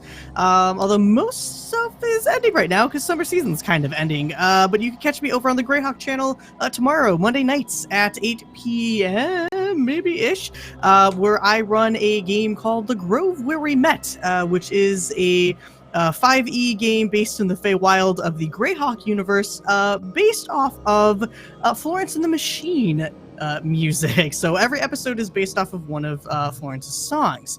You can also catch me on the Rise of the Demigods podcast, which is at demigodsfall.com. And on Thursday nights, I'm over on Unmade Gaming playing Men of Letters, which is like a 1920s eldritch horror diesel punk kind of game, and I play this big hulked like Chicago guy, and I smoke an ugly nasty cigar that I've been smoking for like the same 2 months, and it's disgusting, but I do it because it's, you just do it. So come join us there if you want to see some like Cthulhu fun. So yeah, thanks for having me. Excellent. So I'm loving the way you're all interacting with each other and feeding off of each other's cues. Like for me, this is like, keep giving it to me because it's giving me ideas. But I am the Muse. You can find me over on the YouTube channel, The Crafting Muse, where I show you how to paint miniatures, make terrain for your tabletop games, as well as game accessories. I am also a very active player, sometimes DM, over on the Scraticus channel. And you can find me Thursday evenings over on Mini Terrain Domain, where I play my lovely bard Cantriel. We are moving into a Ghost of Saltmarsh campaign, and we just started up, so we're actually kind of continuing through the slower summer months. So come and join us there if your other shows are off for a little bit. And tomorrow you can also join me in my live chat as I do a live stream as I'm painting a unicorn from WizKids. And you can find me there at noon Eastern Daylight Savings Time at The Crafting Muse on YouTube. That is it for tonight. Thank you so much for joining us, everyone. Hope to see you on the 11th. If you're going to Gen Con, please be sure to stop and say hello. We'd love to see you. We'd love to say hi. And until then, take care, everyone. Bye. Bye.